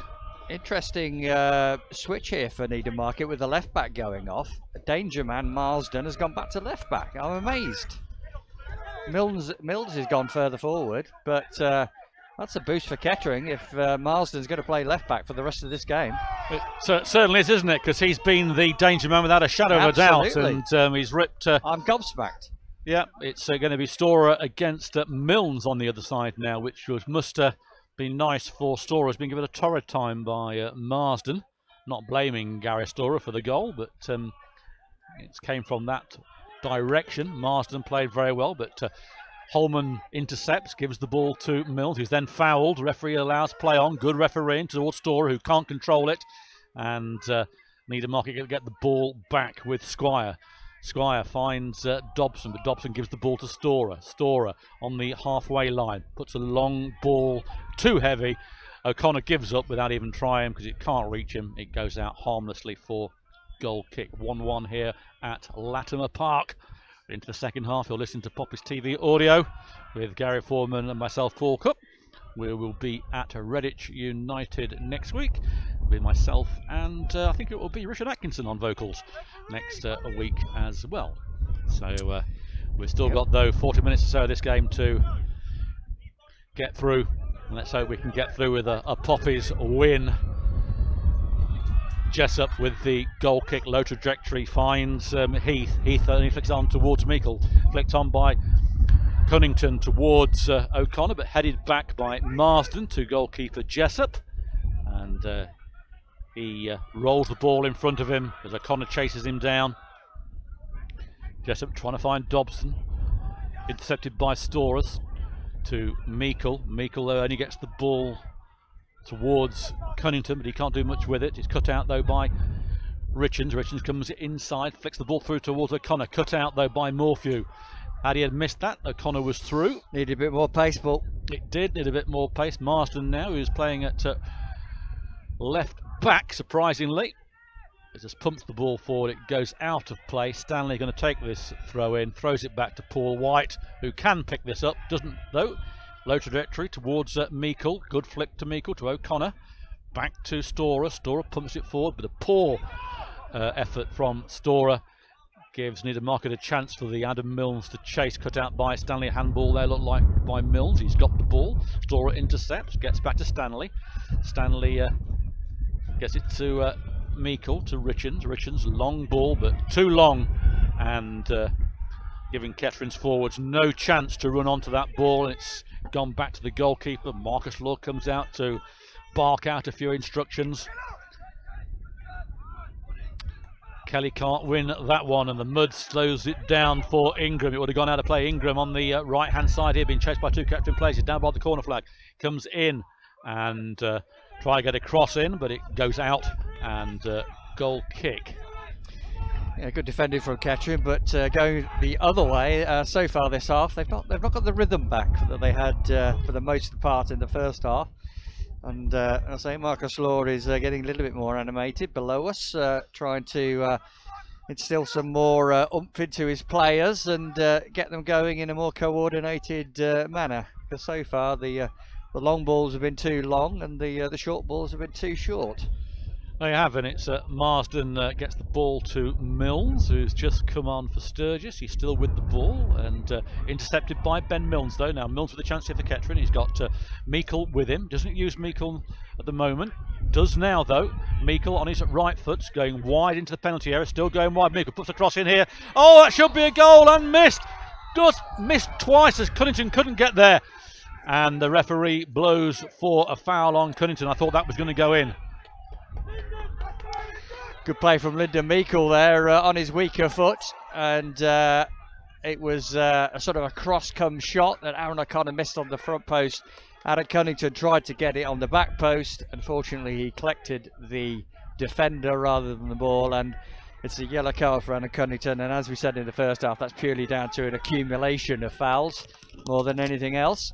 Also, looks like Kettering are going to make their first substitution of the afternoon. Looks like Reese Honus is going to come on. That'll add a bit of pace. Yeah, number 20 as well. He's on the board. That's Adam Cunnington, who will be coming off once the change is made, but it won't be made straight away. Cunnington, of course, did have that wrist injury in the first half. It's strapped up in this second half, but Honus is down here, and with his pace on this surface, who knows what can happen as Kettering get the ball to Richards. Richards goes to Storer. Storer shot blocked by Squire. High ball coming in towards Ingram. Kelly underneath it, but Ingram's coming through. Paul White hasn't come out for it. Roturner tries to get the ball away, but Ingram is tripped, and the referee gives it. It's a free kick halfway through the penalty area by the byline. Dangerous position for Kettering. Yeah, needless foul as well, because Ingram was going nowhere. He's going towards the corner flag, and it was just a little bit of contact, to be fair, from Roturner, but it was sufficient for Ingram to lose his feet, and it's going to be a free kick on the edge of the penalty area, about 3 yards in from the touchline. And yeah, Kettering need to be very, very careful here. Well, they need Cunnington's height at the back post on this one. It is a very dangerous position indeed, and Kettering's Achilles heel has been at these sort of set pieces this season, and in it comes now. It's low. It comes off the wall for a corner. It was a poor free kick, really. It was a poor free kick. It didn't even deserve to get a corner out of it. Didn't, but unfortunately, it has gone for a corner. So still some more defending to do for the Poppies. So Baker with this corner. Not actually in the quadrant. The ball comes in now. Paul White comes out, headed out, and away by Kelly towards Holman. Holman turns. Holman's on his own though, goes one way, goes the other, does well, feeds the ball towards O'Connor on the far side. Got Cunnington overlapping, still O'Connor with the ball. O'Connor, and gives the ball away though to Ingram, goes down O'Connor, and O'Connor still down. Well, the sloppy play there from Kettering. It's Squire with the ball. puts it wide for Marsden. O'Connor just getting up off the floor. Marsden into Kettering in the half. Feeds the ball forward, cut out by Roe Turner to Richards. Richards to Cunnington, who's be coming off in a few moments when the ball goes out of play, I would think. Cunnington with the ball. It's a long ball towards O'Connor. It's overhit though, and giving O'Connor no chance. And Jessup comes out to catch the ball. Marcus Law having a word with Luke Graham down here on my left hand side as Griffiths gets the ball towards Ingram, but Ingram can't do too much with that, and it comes off, and we're now going to make that substitution.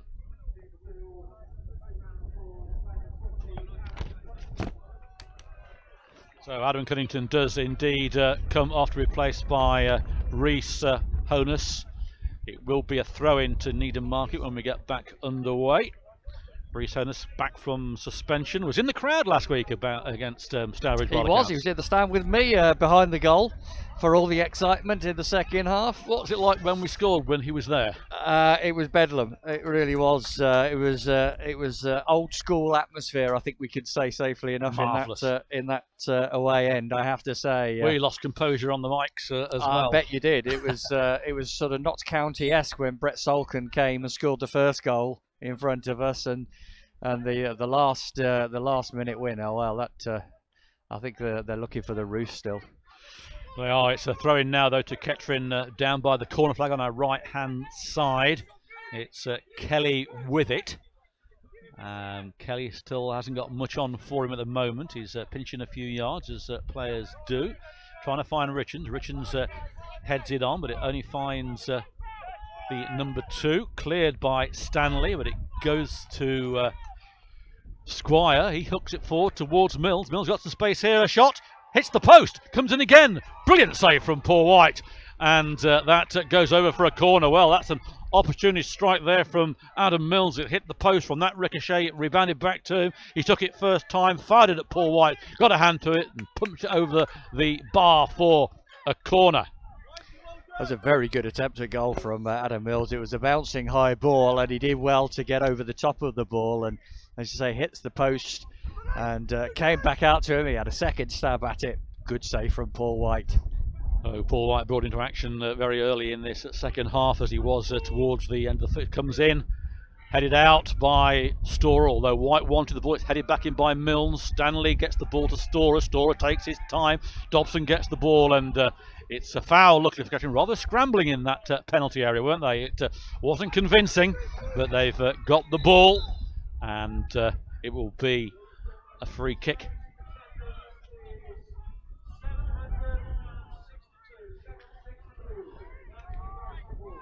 Just heard that today's attendance is at 762, so that's a very good attendance on a very cold afternoon indeed. Paul White getting the ball back into play, but it's back with the Needham defence, who just aimlessly hoof the ball out. Dion Kelly-Evans is stripped off for Kettering, so he's going to be the next substitution for the Poppies. But the ball's back in play with Storer, who passes the ball forward, looking towards substitute Rhys Honus. Gets the foot on the ball. Ricochet's back. Marsden defending though, and Kettering have a throw-in on the far side. Ricochet's back. I didn't know that he'd gone. He's been around Ricochet, the old Irish defender. Storer then with the ball. He's inside the penalty. Plays it out wide for Honus. Honus puts in the ball. It's cannons off the number 4 for a throw-in. That's Squire. But now Kettering are going to introduce Dion Kelly-Evans. He's back from injury, and he'll be replacing Gary Storer. So that was Storer's last like for like. Another good shift from Storer, but he's coming off, and it's welcome back Kelly-Evans. We all know what he can do, and there we go. He comes on. It will be a Kettering Town throw-in once Evans gets into his position. Honus with the ball. 1-1 here at Latimer Park. Temperature dropping by the second, and Honus took the throw-in to Kelly-Evans, but referee blew his whistle, wasn't ready, and now Kelly-Evans has got the ball in his hands. Gives it the other way now to Honus. Back to Kelly Evans to Honus. Honus comes inside. It comes off a Needham player back to Honus. Through ball towards O'Connor. And it's rather loose. Goalkeeper Jessup comes out and collects it. 2 subs on for Kettering, 1 for Needham Market so far. And it's Marsden, the left back, the new left back for Needham Market, plays the ball forward. But Kettering managed to clear on the far side. But they do give the ball away for a throw-in to Needham Market inside their own half. As the very low sun is back in our eyes. Yes, Evening Star. As it sets. Was that the album by Brian Eno? Brian Eno. Well, yeah. I do know him from his many collaborations with the great Roxy late Music. David Bowie. Yeah, and Roxy Music, of course, as well. And Roxy Music as well, yeah. And it is certainly blinding us at the moment. We thought we got rid of that, but it looks like a free kick to Kettering on the far side by the halfway line. Referee having a word with a Needham player. We've just been told we're smashing it nicely from the cameraman, Richard. Let's rock. Let's rock. A bit of Backman Turner overdrive. Oh, marvellous, yes. So it's Stanley with this free kick, then pumps it in towards O'Connor. He's beaten to it. And a sliced clearance there by Jake Dyer, and it was Dyer. And it will be a throw-in to Kettering here, taken quickly. No, yes, by Honus to Kelly. Kelly squares it to Meikle. Meikle turns again. Puts the ball towards Honus. Honus now coming inside. He's inside the penalty area. Goes one way, goes the other. Ball taken off his foot though. In comes O'Connor, shoots. And O'Connor, all he had to do is get it on target and he would have scored, and he spoons it over the bar unbelievably. That was a simple chance for a man of his calibre, and the ball went over the bar. Yeah, it's not Dan Holman's afternoon so far in front of goal. That was another gilt-edged opportunity for a man of his quality. But yeah, they're looking also for a penalty on Ben Milnes, but seemed to be contact, but probably not enough to get the decision. But the ball breaking for Dan Holman, 10 yards out, over the bar. Jessup then taking this goal kick centrally into the park towards Dobson. Dobson wins it. Comes off Stanley though, does well. Stanley gets the ball back to Kelly Evans. Kelly Evans feeds it through to Richards. Richards a long ball for Honus to chase. It comes off Dyer. He falls over, gets the ball square to Holman. Holman tries a shot, comes in, and a good save there from Jessup. He couldn't have seen that late. He was on his knees and he flicks it away for a corner. Good effort from Holman. Good, better on target, having to make the keeper work, and he made a bit of a mess of it, to be honest. It was a very awkward looking save that's gone out for a Kettering corner. Corner comes in, it's a poor corner though, and he finds Honus though on the edge. Honus squares it towards Meikle. Meikle puts one in, punched by the keeper, and it's gone nowhere really. The 4 overhead kicks it. It's gone to Stanley on the far side. Panic stations for Needham Market in their penalty area. Like to see a lot more of that.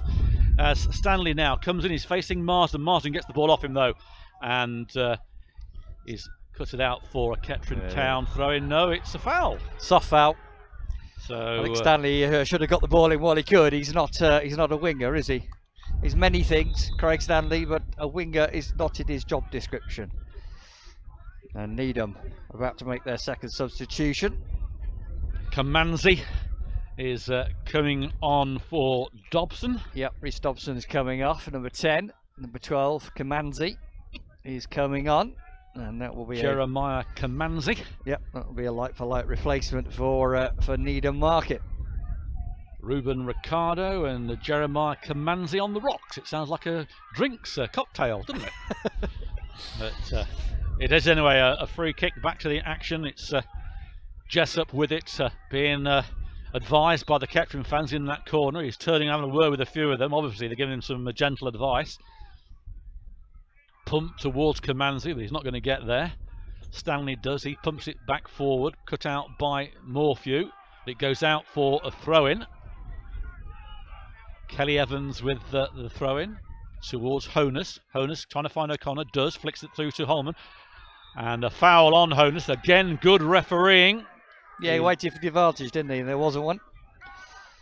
Quite impressed with Ruben Ricardo so far.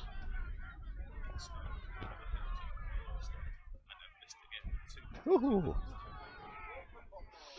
Well, we just heard from our Northamptonshire reporter that Stanbridge had another penalty, and rather like Kettering, they've missed it again. So they've missed 2 penalties and are still losing 1-0 at Lowestoft. But we don't need to concentrate on that game. We need to concentrate on this game. We need to win this game. It's a free kick. That's a long 10 yards, that wall. And it's Kelly over the ball. There's a mass of players in the area. Rubens is going to have to watch this as they are all jogging for positions. In come Kelly now towards O'Connor. There is Honus at the back post. He's in the penalty area now. Still Honus. Tricks. Comes in. Holman turns, shoots. Holman again. It's cleared. And has gone for another corner. And the goalkeeper, much to the amusement of the Kettering fans, tries to kick it even further. Short corner taken towards Milnes. Milnes puts one in. Headed out by Needham Market. Only towards Richards though. Here Stanley goes down, and that's a blatant penalty, and this time the referee hasn't given it. No, he hasn't given it. Stanley is still down, and the Kettering fans, they're not happy with this decision, and Stanley is still down. He's got 2 Needham players over him. Not quite sure what they're doing, but referee now is going over to see what's going on. Stanley explaining to the referee what actually happened. He made nothing of it, but it doesn't matter. No penalty has been given. Not too sure I want to see the penalty, to be honest. No, it's difficult to judge. We didn't have the best angle on it here, the far side, but there was a decent shout with the sounds of it from the Kettering fans, certainly, and a few of the players, but not to be on that occasion. Well, from that free kick, the ball was headed out by Roe Turner for a throw-in on the far side. Marston has got the ball as the Kettering fans start encouraging the Kettering team in the tin hat end. Throw-in been taken, won by Richards. It's hoofed forwards, and Mills got to be at least 10 yards offside. The linesman finally puts his flag up, and he was offside. 762 here watching this in very cold conditions as Kelly has the ball for Kettering. Has to go back though, plays it towards Richards. Richards flicks it towards Holman. Holman heads on towards O'Connor. O'Connor's through here, fires one thing. O'Connor scores! A lovely goal from Aaron O'Connor. Side foots it past Jessup, and it's 2-1 to the Poppies. 2-1 to the Poppies. Marvellous stuff. Well, it's a little bit of a return to form this afternoon for Aaron O'Connor. He was put through by Dan Holman. The keeper advanced, a big framed keeper, and Aaron O'Connor keeping his composure, just slotting the ball past him on the left hand side. Ball goes over the line, and Kettering Town, deservedly in the second half, I think, have retaken the lead. 72 minutes gone here then at Latimer Park, and as Gary Foreman says, Aaron O'Connor has given Kettering the lead again. 2 goals today from O'Connor. 7th league goal and 8th goal in total for the season. And this could be a very, very important one indeed. Must say it was good work from Holman to feed the ball through to It was a lovely O'Connor. ball from Dan Holman. And you have to use the word about O'Connor's finish, composure. That's what it was. Composure. Well, Poppy needs to hold on to it. It is Morphew. He feeds the ball to Marston. Marston tries to get it towards Heath. Heath does get the ball. Feeds it through, cut out by Richards. But Heath's back in there again. It's now found Holman. Flicks it on towards Milnes. But it has only flicked out for a Needham Town throw-in. It looked like that Knowles was going to come. Or is it going to be Sulkin is getting his tunic off? So no wonder strikes from Tom Knowles this afternoon as Kettering will make their 3rd and final substitution. I think it's going to be Aaron O'Connor who's going to be coming off as well. And I think it's the number 8. So Connor's work seems to have been done so far with 17 minutes or so left of this game. Milnes wins the ball. It comes off Kamanzi. Kamanzi back with it, feeds the ball through towards Milnes. Paul White having to come out here, does well. Paul White slides out. He could have slid out of his area, he didn't. He looks at Adam Milnes, and the other shake of the hands. It's been a good tempered game this, only one booking in it. It's a pleasure to see in that respect. White then win behind him, a towering kick towards Holman, but headed away towards Ingram, beaten to it by Kelly.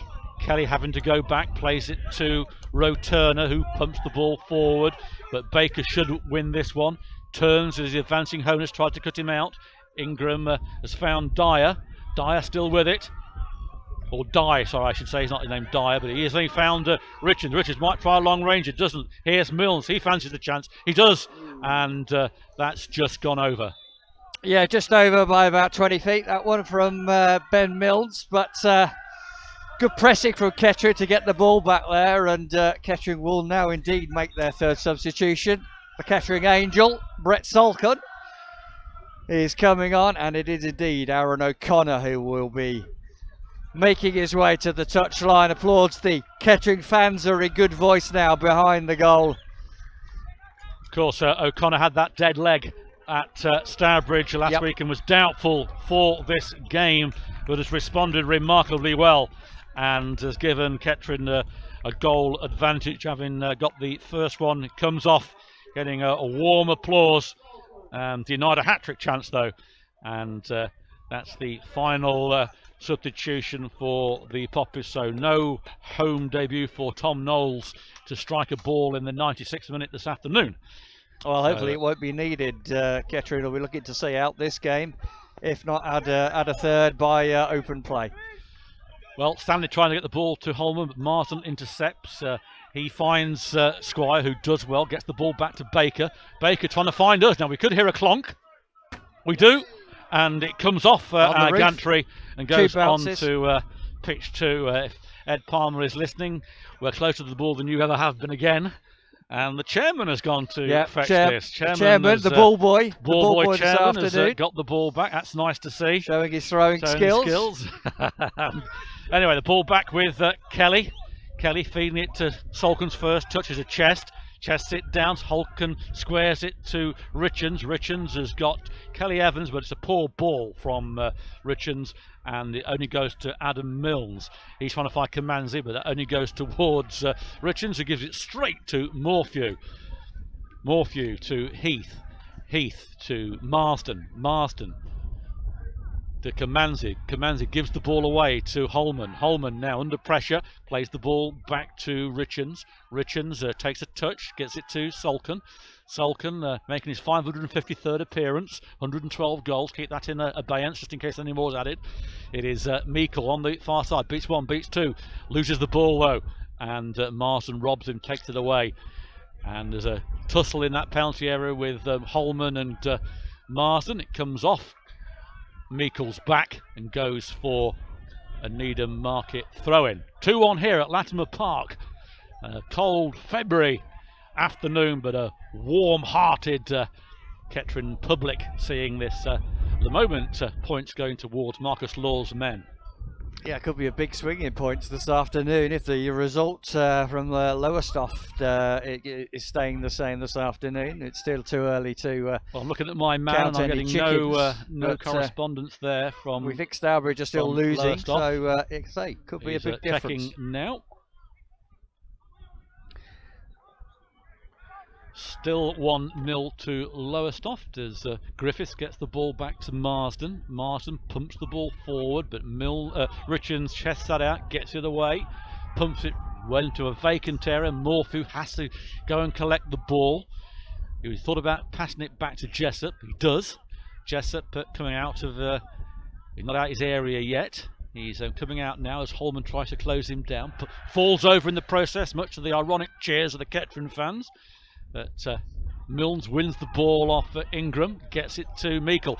and he puts the ball through to Holman, but the linesman's flag goes up for a very, very tight offside, millimetres in that one. Yeah, not a lot in it, but Kettering still showing their attacking intentions, which I think they have to do. We don't want them just trying to sit on a slender lead, but on that occasion, I think it was the right decision. And Jessup it will be to clear the ball forward.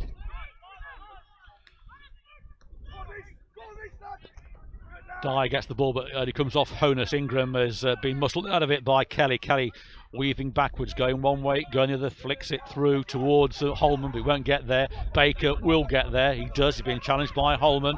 Ball's back into the Needham Market half with Squire. He squares it to Morphew, puts it forward to Milnes. Milnes back to Squire. Squire pumps the ball forward for Kamanzi. Kamanzi's in front of Rotono, falls, and that's a penalty. Unbelievable. Unbelievable. I don't think that was a penalty. I think Kamanzi has bought that one there, initiating the contact almost with Marcus Kelly. But Kettering didn't deal with the initial ball. Roturner, unfortunately, didn't deal with the initial ball, and Kamanzi saw his opportunity. But I think he sort of bought that one off the referee. Yeah, it was a sucker punch, really, and the Kettering officials down here going berserk, really, at what they've seen. It's going to be Marsden who's going to take this. He's their penalty taker, hasn't missed one all season. So Paul White, well, I'll have to guess right. Let's see if White can save Kettering's day. But that was against the runner play so far. Marsden then steps up, takes one, takes two, steps it, sends White the wrong way. And the 7 Needham fans behind the goal there very, very happy with that decision. So 2-2. Yeah, we use the word composure for Aaron O'Connor's finish, and you have to say it's the save of Joseph Marsden. Sending Paul White the wrong way, buried it in the corner, absolutely no chance, even if it had gone the right way. I've been very impressed with Marsden, very impressed with his game, and although we've managed to get him to play left back for this second half, thanks to an injury to the normal left back, he still managed to get on the score sheet yet again. So very disappointing for the Poppies, getting themselves back in front, and now it's pegged back again, 2-2. Yep, 2-2 here. Holman gets us back underway. Plenty of time though to get the winning goal as Kelly Evans plays the ball back to Stanley, who pumps it forward towards Holman. Holman wins it. Is beaten to it then by Squire, who pumps the ball forward. It only reaches Kelly Evans, who plays it straight back. It'll be the number 6 Morphew who heads it out of play, or just careers it out, as the Kettering fans now rather urgently trying to encourage Marcus Law's men to get this winning goal. Twice they've taken the lead, twice they've been pegged back. Missed a penalty as well, Kettering, which won't have helped things. Milnes gets the ball to Griffiths, though Griffiths puts the ball through, but only towards Stanley. He plays the ball back to Paul White. White delivers it towards Solken, who heads on, but it goes straight to Marsden. Marsden loops the ball high towards Stanley. Stanley under pressure, being fouled by Kamanzi, and it will be a free kick. Paul White going to take this. Time running out for the Poppies. How long to go, Gary? 7 minutes plus stoppage. So there's still plenty of minutes. There's going to be a good 10 minutes, I think. So Paul White then with this free kick towards Solken, who's offside, and poor work there from the Poppies. Are we going to see another last-minute goal that sends the fans into raptures again, or will Kettering score before then and leave us hoping for more later? We'll have to wait and see. 7 or 8 minutes plus some added time to go in this, I say, frustrating game, really, as now time wasting is coming into it from the Needham goalkeeper, getting a few boos from the Kettering fans. Referee told him to get on with it. Some Kettering fans there offering him some advice, and the linesman, I'd get the book out if I was you. I think there's something wrong with the ball again. Another one with the seam gone on this one. We're going to give Jessup the benefit of the doubt. The referees Yes, I think so. These balls are pretty poor stuff today.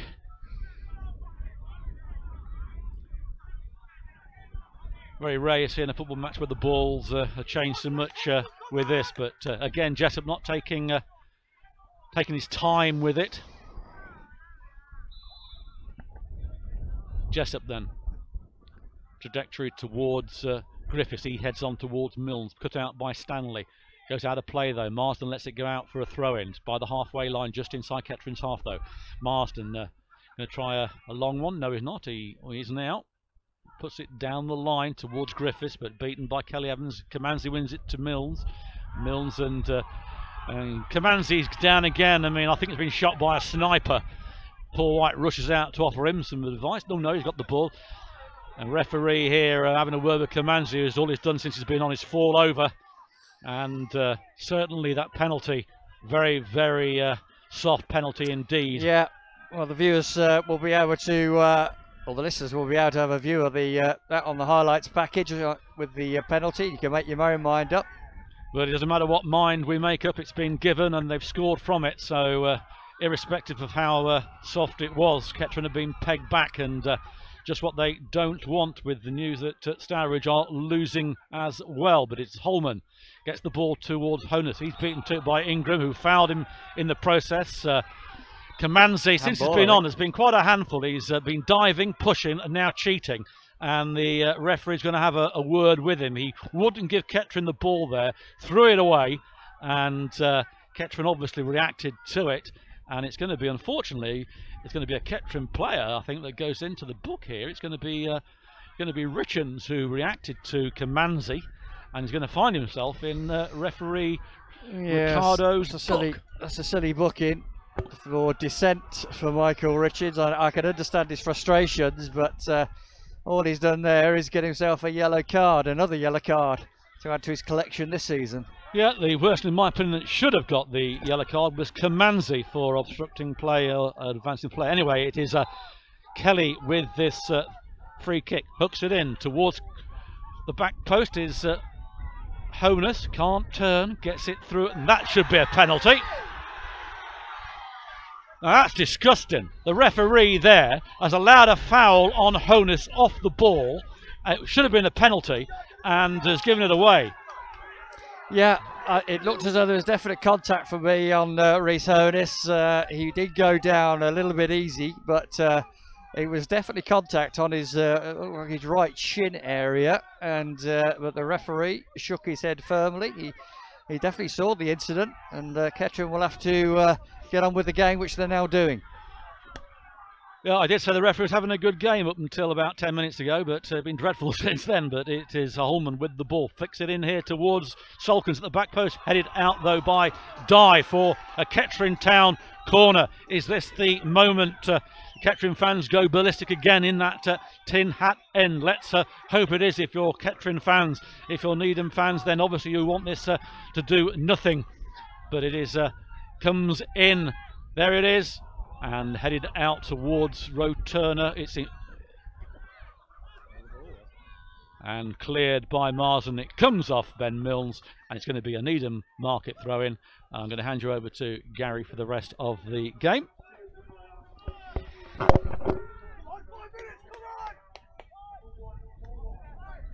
Man of the match has been given by the sponsors as Paul White, Kettering Town's goalkeeper this afternoon.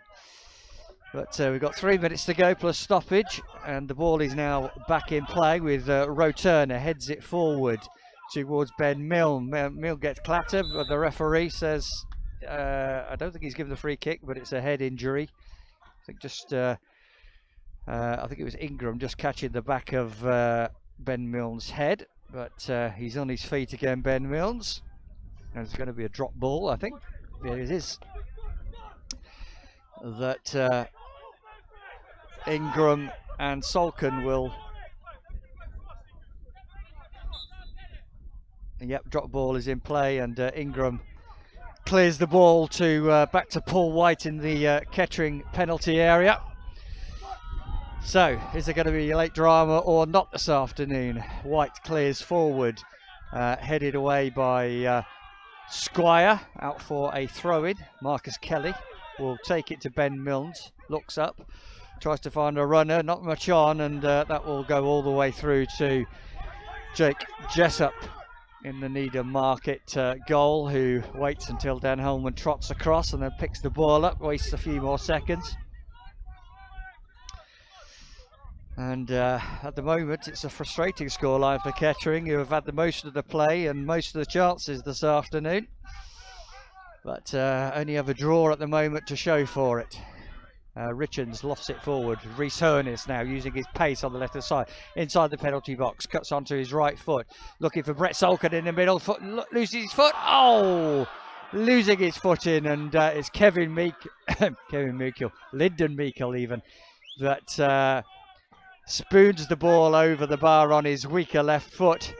But that was another good chance for Kettering to get on the score sheet, and for the most part this afternoon, it's not been their day.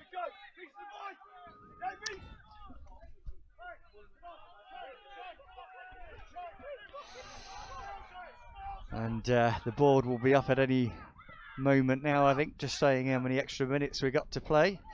But Kamanzi coming forward to Kettering's right for Needham Market, back to Ingram. Plays it forward, and it's an ex-Kettering man, Jamie Griffiths, who is offside. Kicks the ball away and gets away with it from the referee. The last 20 minutes or so, the referee's performance has deteriorated, as Paul Cook said. But Holman with the flick on to Hurnis, but Marsden's there. He's doing a good job defending as well as attacking this afternoon. Kelly Evans on the far side, back to Ben Milnes, who puts the cross into the box. Holman underneath it, gets the header, but that will trickle through to Jessup. And we have five extra minutes to play here at Latimer Park before this game is up.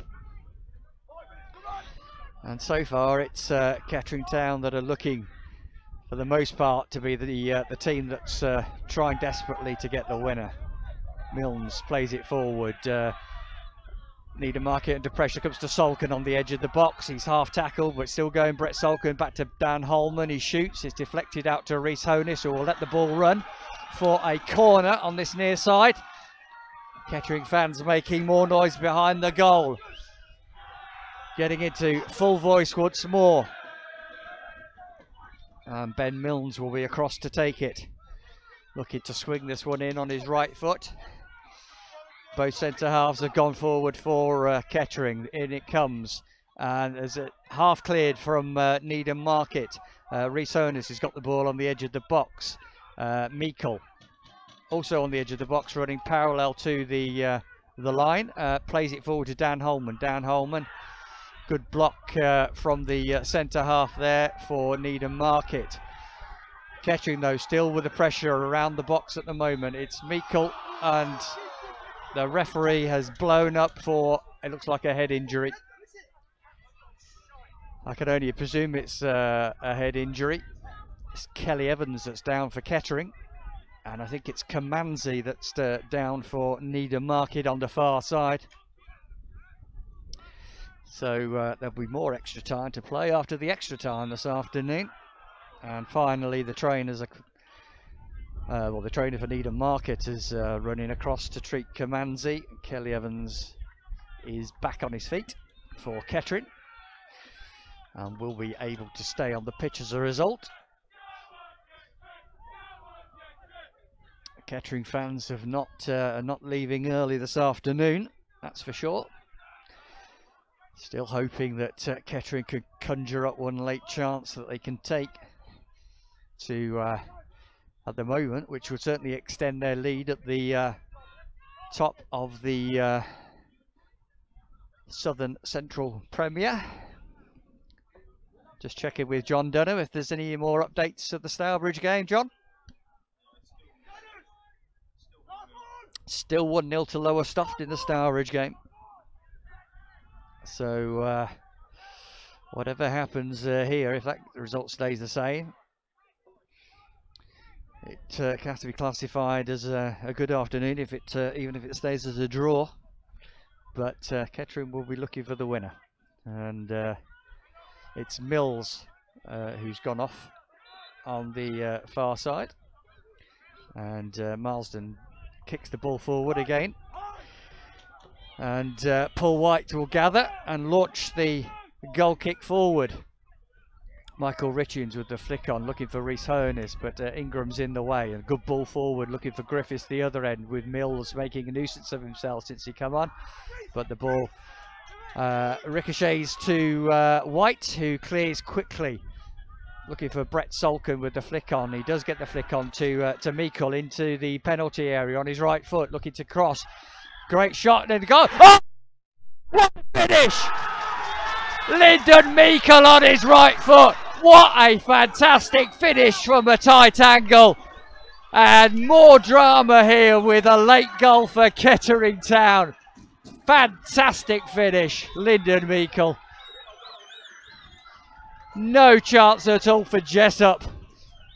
And well, it's another Kettering Town Lake Show this afternoon.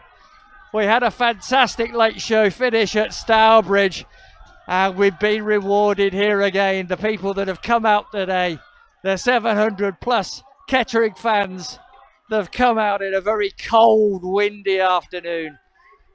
Lyndon Meikle, what a finish. You'll enjoy that one on the highlights, puppies. No doubt about that. All the Puppies fans will enjoy that one.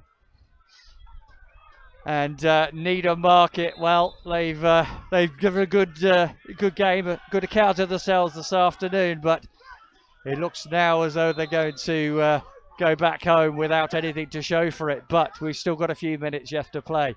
Kelly Evans heads away, but the ball's back with Needham Market. They're going long now to Ingram on this near side.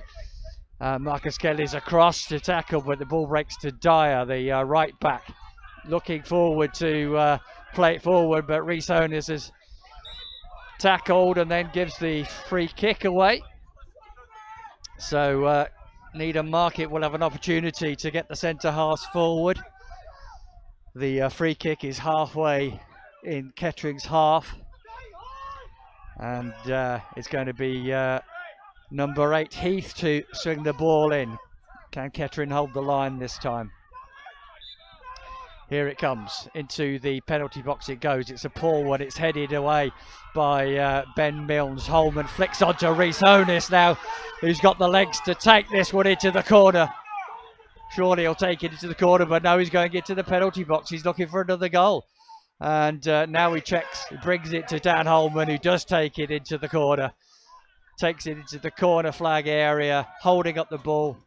And it's the end of the game.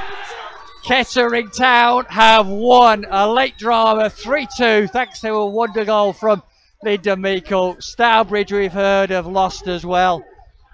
This is a fantastic afternoon therefore for Kettering Town. A hard-fought victory here at Latimer Park, and coupled with the news that Stourbridge have lost, then it's looking like a healthy lead now at the top of the Premier title, with 2 games in hand still. The Kettering fans still celebrating behind the goal, waiting for the Kettering players to come across and give each other some applause this afternoon. It's been a good performance from Kettering. They keep plugging away this afternoon, as they have done for most of this season, not just settling for draws when there's a victory to be had. So I'll let you go down to Paul Cook in the studio. Final score, Kettering Town 3, Needham Market 2.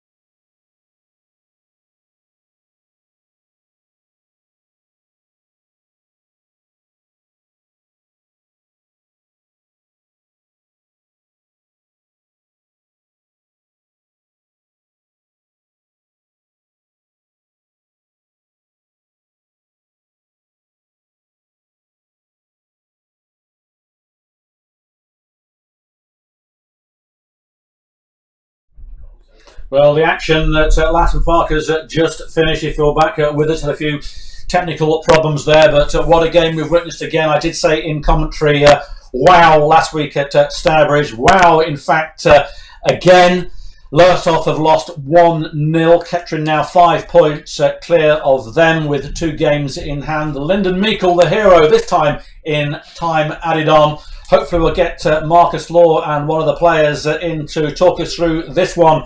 It was a pulsating game. Twice Kettering went ahead, twice they were pulled back. There was a penalty miss. There were some good chances missed by the Poppies. They were pulled back twice by Joseph Marsden, who scored his 14th and 15th goals of the season. But then once again in Fergie time, Kettering have come back and not snatched it, they deserved it, but they won this game 3-1. 762 were here at Latimer Park. Man of the match was given to Paul White. As I say, we hope to get some reaction in a little while. But great news for all Poppies fans if you're listening abroad or around the country. It certainly has warmed the hearts of all the Kettering fans in a cold, bitter February afternoon. But once again, it is Kettering Town 3, Needham Market 2. And Kettering march on with their 20th win of the season. They've got 59 goals. And they are bearing down, hopefully, on what they want, promotion. Next week, we will be at Redditch United, the Trico Stadium. It will be myself and Richard Atkinson bringing you live coverage of Kettering's next encounter. The game today, though, would only have gone ahead if it hadn't have been for all the volunteers that brought heaters. Scott Massey, for one in particular, and it was the Pot Belly Brewery also that helped out with a vast amount of other people to get this game underway. And through their efforts, we've witnessed a great game of football this afternoon. And when you consider that quite a lot of the other games in the Premier were postponed, Rushall Olympic against Rushden and Diamonds, and St Neots against Colville, Kings Lynn, Elf Church, Biggleswade and Leiston, all games postponed. Only games that were played that really concerned us was Lowestoft Town 1, Stourbridge 0. That's their 3rd consecutive defeat. And Stratford Town 0, St Ives Town 0. So Kettering gaining ground on all of those teams. And I must say I'm looking forward to listening to what one or two of the Kettering playing staff have got to say about this afternoon's game. All started off very shaky for Kettering, missing a penalty from Dan Holman, sent the goalkeeper Jake Jessup the wrong way, but he dragged it wide of the opposite post. On 25 minutes, Aaron O'Connor gave the Poppies a deserved lead. One they probably should have increased in that first half, allowing Joseph Marsden to capitalise on the only 5 minutes that Needham Market really had in that first half to equalise. It looked like it's going to stay that way for a long period of time until O'Connor again on 72 minutes with a delicate shot, misfooting the goalkeeper Jessup, sending him the one way, and it was 2-1 on 72 minutes, which proved to be O'Connor's last moments of that game. He was substituted then by Brett Solcombe, and then unfortunately a rather soft penalty given by referee Ricardo on Jeremiah Kamanzi, who went down like a dose of salt, and Marsden stepped up and sent Paul White the wrong way, and it looked like it was going to be 2-2 here until I say we had Fergie time, and Lyndon Meikle hit another cracker. He's only scored 7 goals this season. All 7 of them have been vitally important goals.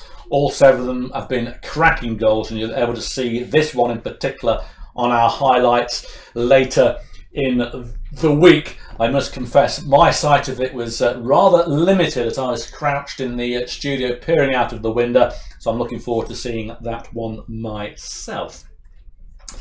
So another stunning day here at Latimer Park. It's certainly been an exciting season. These last minute goals against Rushden Diamonds last week at Stourbridge, then this one here against Needham Market. Don't forget against Redditch. We had 2 goals in injury time, one to put Kettering ahead 4-3 and then their own to equalise on 4-4. So never leave the ground early when Kettering involved. You'll miss a goal is the motto of this one. And what a delight to see Marcus Law's men come through that on a very sticky surface indeed. I mentioned the surface earlier, that the volunteers did exceptionally well to get the game played, but it certainly has taken a pummeling with that game on there today. There's no possibility of the game going ahead on Tuesday if we had a game on Tuesday. Luckily we haven't. In fact, Kettering's next game at Latimer Park comes against Rush Hall Olympic on Saturday the 23rd of February, so a little while to go there. In between time, as I said earlier, we've got Redditch United on the 9th and we have St Ives Town on Saturday the 16th. We've got nobody over here at the moment. I'll keep going for a little while longer, otherwise we'll go on to record mode and you can see and hear those on our highlights later in the week.